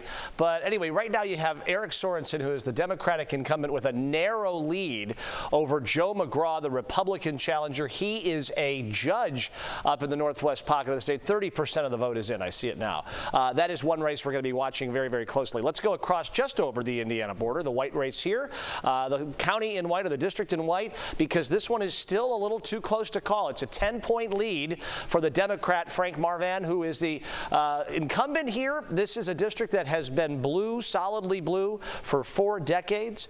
My colleague Sarah Maki is at the headquarters for Frank Marvan's campaign tonight and has a live report on how things are feeling just over the border. Hey, Sarah.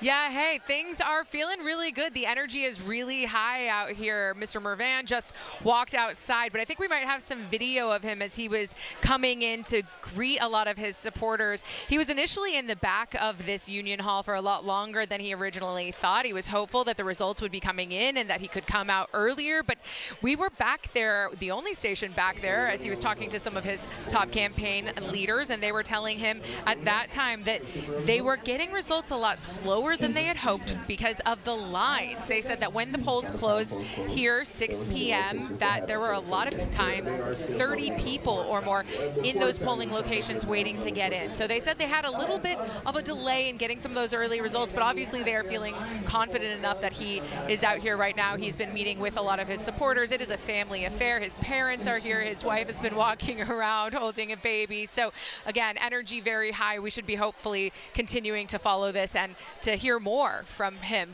a little bit later. But from right now, from Munster, Sarah Maki, CBS News, Chicago. Okay, Sarah, thank you. And thanks to Chris as well.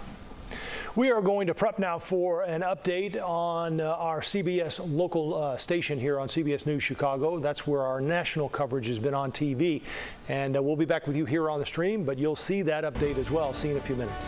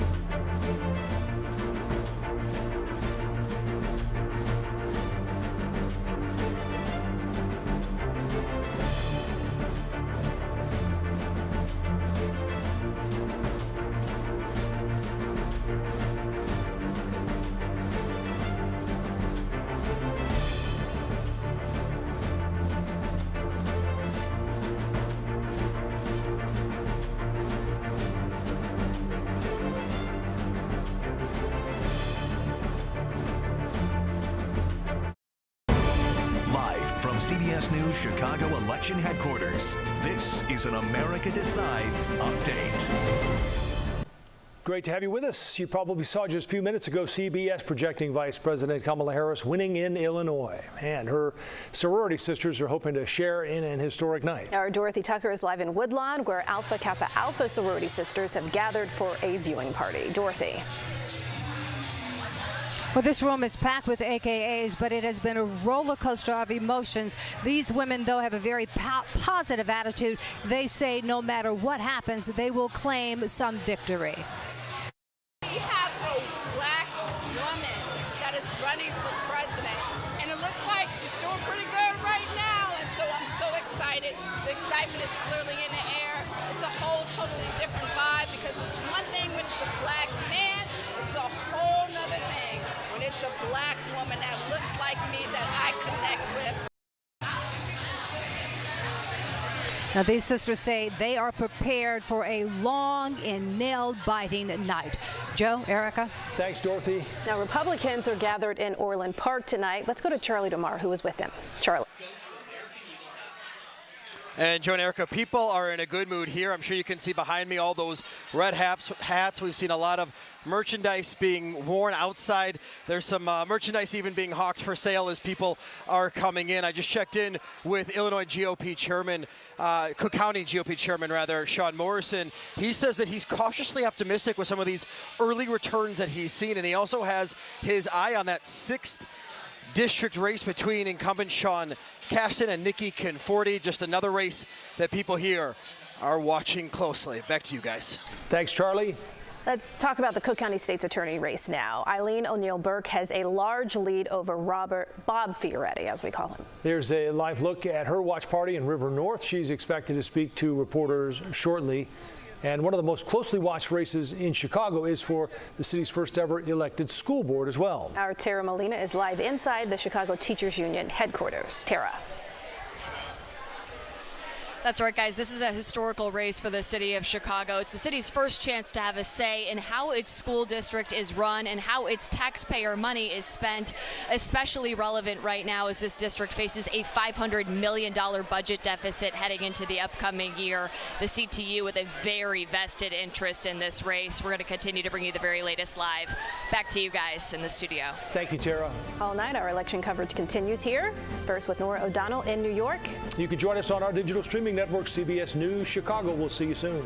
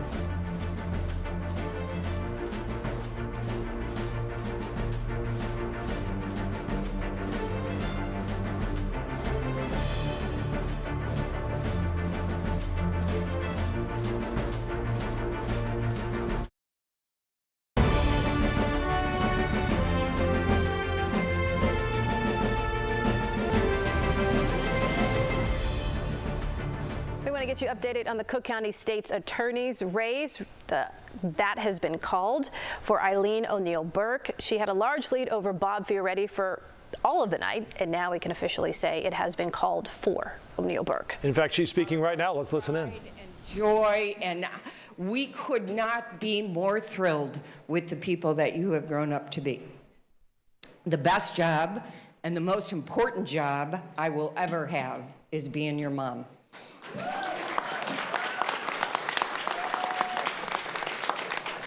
I have to thank the hardest working campaign team in Illinois who got us here tonight. So first and foremost, Aviva Bowen. She did the comms. So as many of you know, I am not a politician. So in spite of that hindrance, they coached me, they cajoled me, and they got me to the place I needed to be in order to win this race, and I could have not done that without Aviva.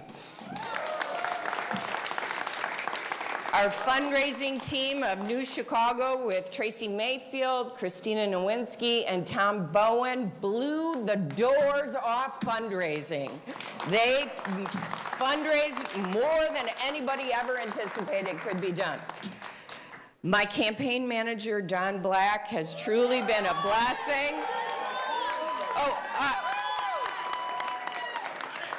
He did tell me that he almost prefers a campaign when he loses because nobody wants to talk to him or point him out when he loses. But unfortunately, Don, you won, and I'm so glad that you were here with me for this journey. I like to refer to Don Black and Tom Bowen as the Ted Lasso, Bobby Knight campaign team.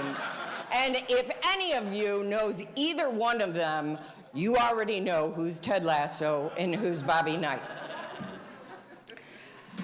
For each and every one of you who donated, who hosted a meet and greet, who came to a meet and greet, who emailed people, who texted people, who got people out to vote and told them about this race, thank you.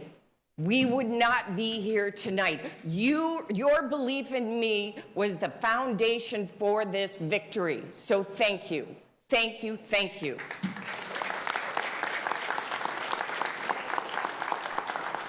This is a really large county, and we have gone to every single corner of this county over the last 16 months. And one thing became more apparent to me each and every day, and that is there is much more that unites us than divides us. We all want to live in a community where we do not have a mass shooting on a regular basis.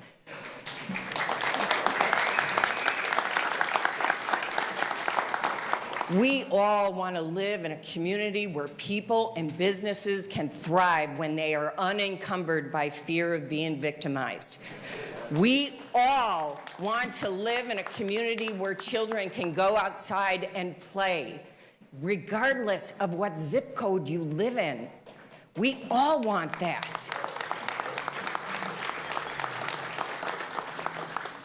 Last night, an officer that was 26 years old named Enrique Martinez was shot and killed in the line of duty.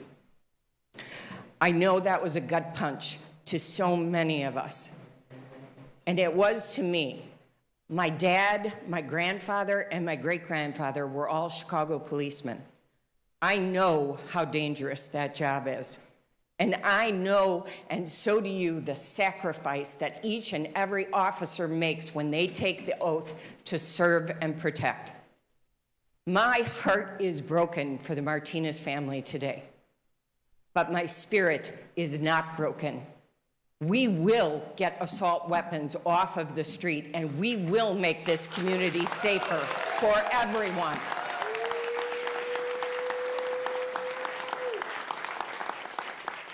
Being safe is not a privilege, it is a right. We can get assault weapons off the street. We can make this community safer for everyone. And we can build the best prosecutor's office in the country where we set a new standard for integrity, effectiveness, and innovation.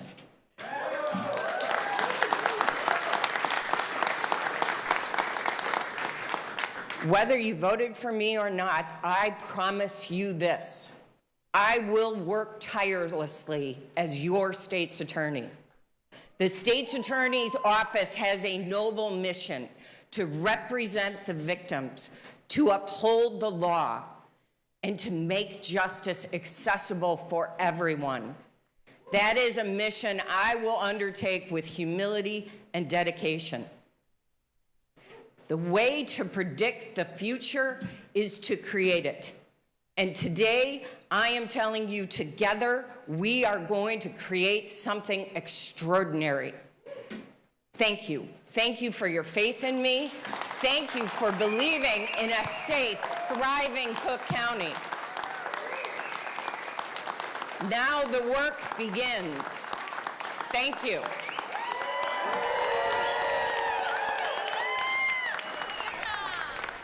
Yeah. Eileen O'Neill Burke there with her victory speech in the state's attorney's race after a very close primary there with Clayton Harris. She came out on top, and now she has taken the reins as the state's attorney. I don't know. Can we talk to our guest here, or are we moving?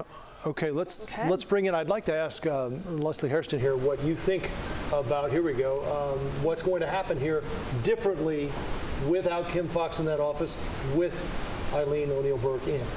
Well, I think you're going to see more support for victims, like they said. I think they're going to be following the letter of the law in terms of following the law of what people are charged with. I think they're going to be looking at very closely whether something is bail worthy or not. I just think that there's going to be a deeper dive.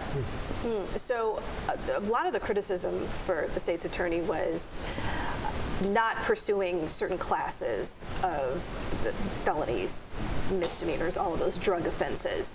That shift, though, under Eileen, she did not agree with it, Eileen O'Neill Burke.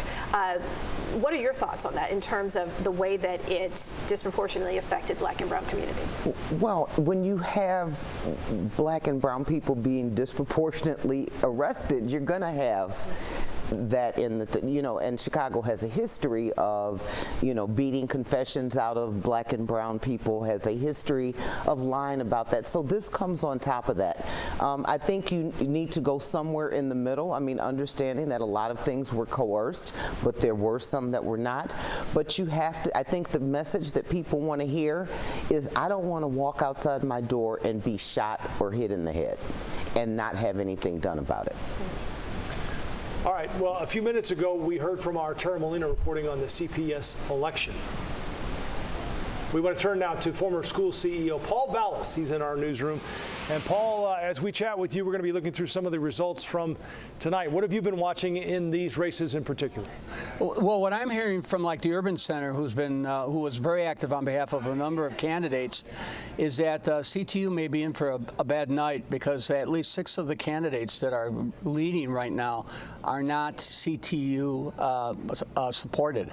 They're not the CTU candidates, and there could be a 7th one. So obviously not all the votes are in, and it's going to be a long night. But at the end of the day, I think it's going to I think we're going to have a split, at least down the middle, and maybe in favor of the non-CTU candidates, which I believe is good for taxpayers. Let me point out that the $500 million budget deficit is actually closer to $1 billion if the CTU simply gets a contract that pays them the salary increases that the police got or other city employees got, and it could be as much as $2 billion if the CTU gets the contract that they're demanding. So at the end of the day, a lot's at stake in this election, and it looks so far like the CTU may end up having a bad night.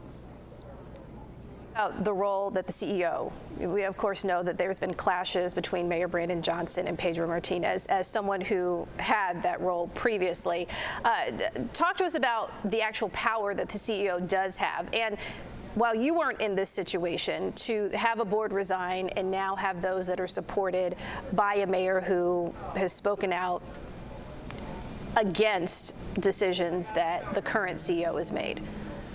Well, look, you know, Martinez is probably shocked that he's not getting the support of Johnson or the CTU, because he literally honored the last contract that just concluded, the one that added 9,000 employees since 2019, the one that gave CTU members anywhere from between a 24% to 50% salary increases. I mean, and this budget actually added hundreds of additional positions. I think 800 additional positions were added in this budget, including 500 teaching positions. I really think that because the CTU overpromised their members in this glorious contract that was going to provide huge pay increases and do a lot of other things like global warming and deal with housing and things like that. I think, I think they needed a scapegoat because I think they were banking on Pritzker giving them $1 billion to help pay for the contract. Of course, he refused because he would have to put $4 billion into the state aid formula if he was going to give Chicago $1 billion. And at the end of the day,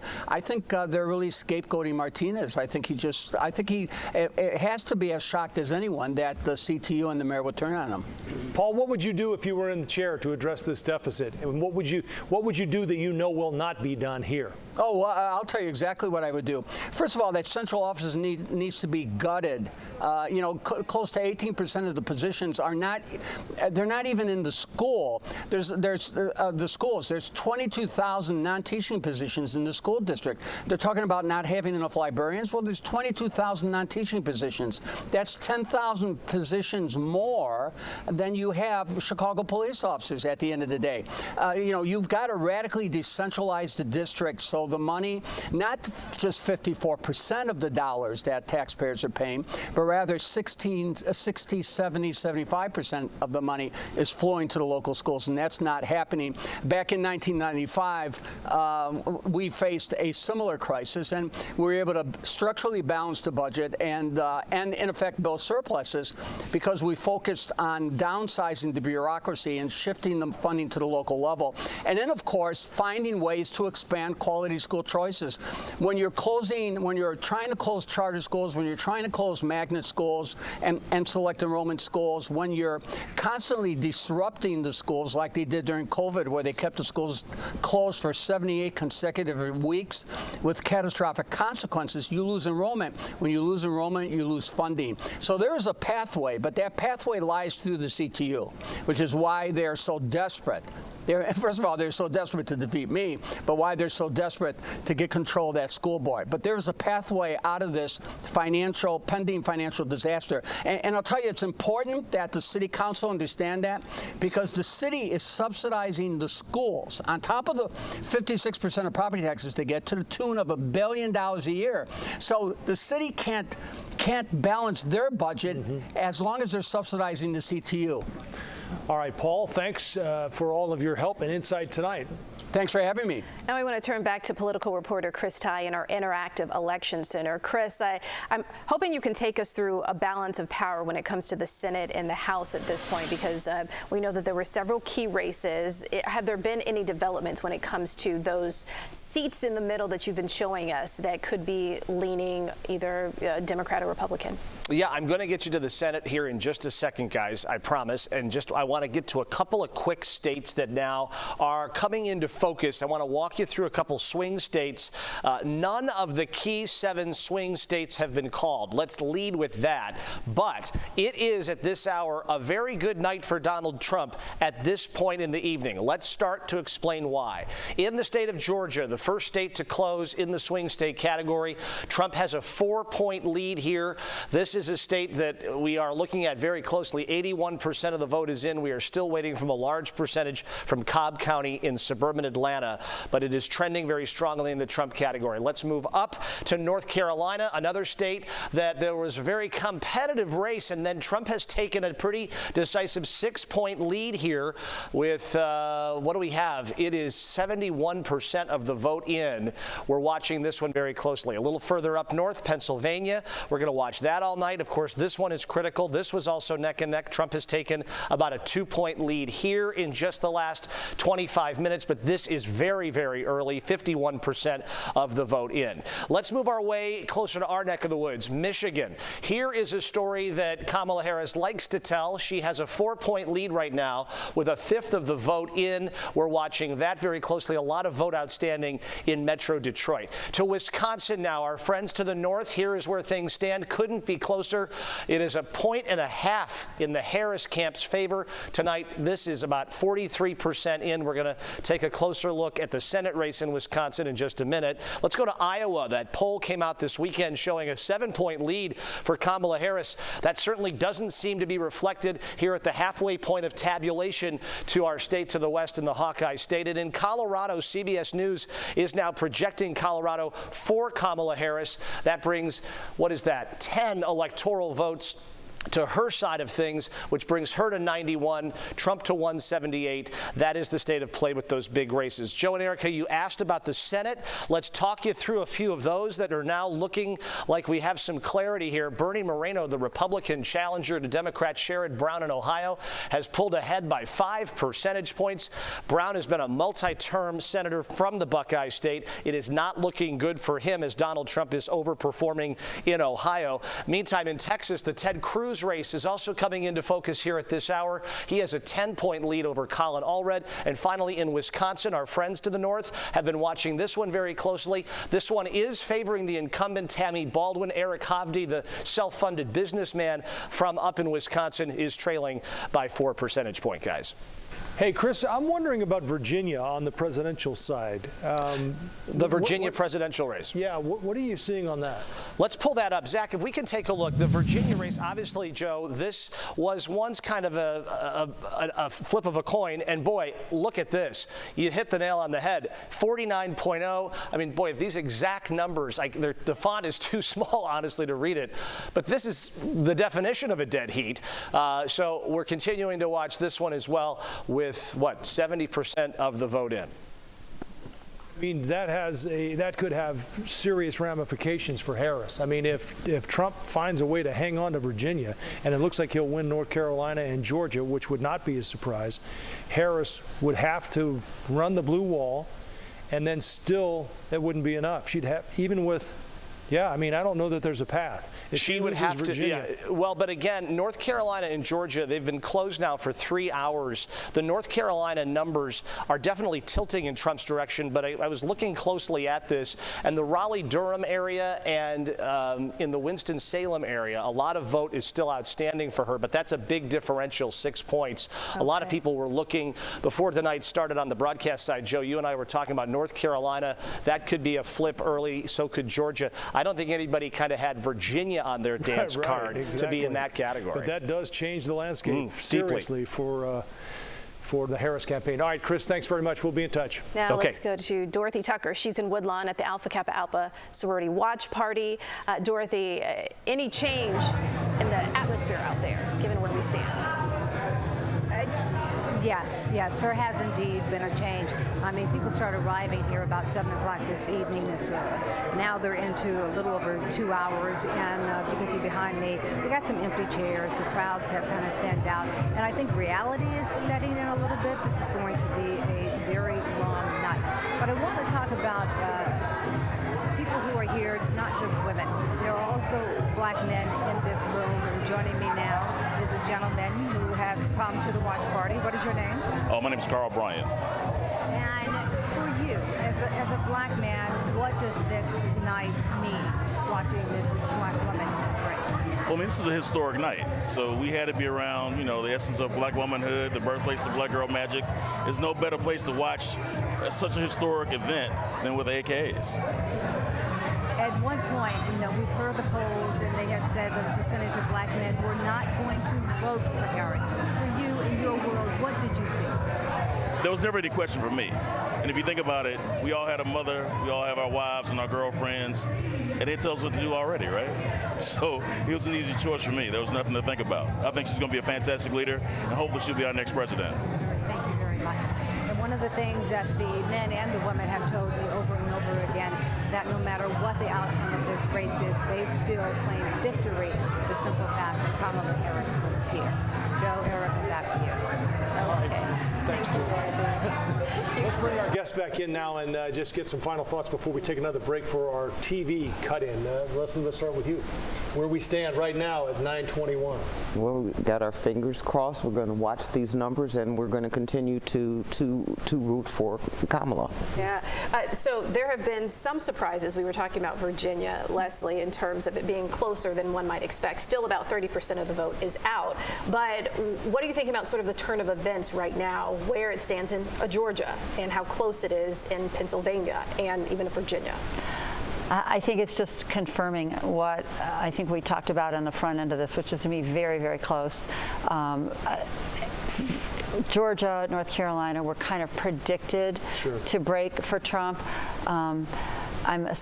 Virginia is much closer than I thought it would be, and the three states, Michigan, Wisconsin, and Pennsylvania, are a complete toss-up right now, and I think that's probably where it's going to be won or lost. Leslie, you look like you have something to add. Oh. No. Yeah, it's, I mean, at that point, so, yeah, if Harris, let's just give Virginia to Harris, because without it, she loses for the most part. I mean, her path gets just about, even if she wins the blue wall, Michigan, Wisconsin, and Pennsylvania, if you give Virginia to Trump, that puts him at 264, leaving only Arizona and Nevada. And if Trump wins Arizona where he's ahead, that's it. He's at 275. So, I mean, it's early. A lot can happen. I don't know what's outstanding still. I think Georgia and North Carolina sound like they're definitely going for Trump, though. Yeah, but most of those places still having votes of anywhere between 30-35%, with us not really knowing what areas within the state have not been counted. So we'll definitely keep our viewers updated should it change. Yeah, I mean, a lot of issues that we wondered on the way in as far as the gender gap. Women were outpacing men. Women were going for Harris more, men going more for Trump. There was a big question as to how that might shake out, and I don't know that we'll know that tonight. Well, you know, I think one of the things that we didn't talk about is the male-female ratio. That, you know, is America ready for a female president? You know, because that has been an issue before. And so, you know, that might explain some of that distance. I think the other thing that's been happening, and I'm seeing some of the numbers actually on the national information here, is that the gap for African Americans, for the Latino community, they're usually, the Democrats have a huge advantage there. And they still have an advantage, but it's shrunk. And so I think we're seeing that a lot, that the advantage is shrinking, and it makes the Republicans more competitive. Whether it's enough in some of these states, we don't know. Certainly, there's some information about union voters and which way they're going. There's been a lot of issues in Michigan with the push toward electric vehicles by the Biden-Harris administration, risk putting people out of jobs. Some of these union workers, we saw the unions not endorse this year for the first time ever in a couple cases. So I think everything is shrinking toward the middle, and it makes these very close. Well, thank you both for being with us for the last, 2.5 hours, flown by. Great company to both of our Leslies. We're going to prep here, though, for an update again for our viewers watching on CBS News national coverage on TV. It'll start in just a few seconds. Stay with us.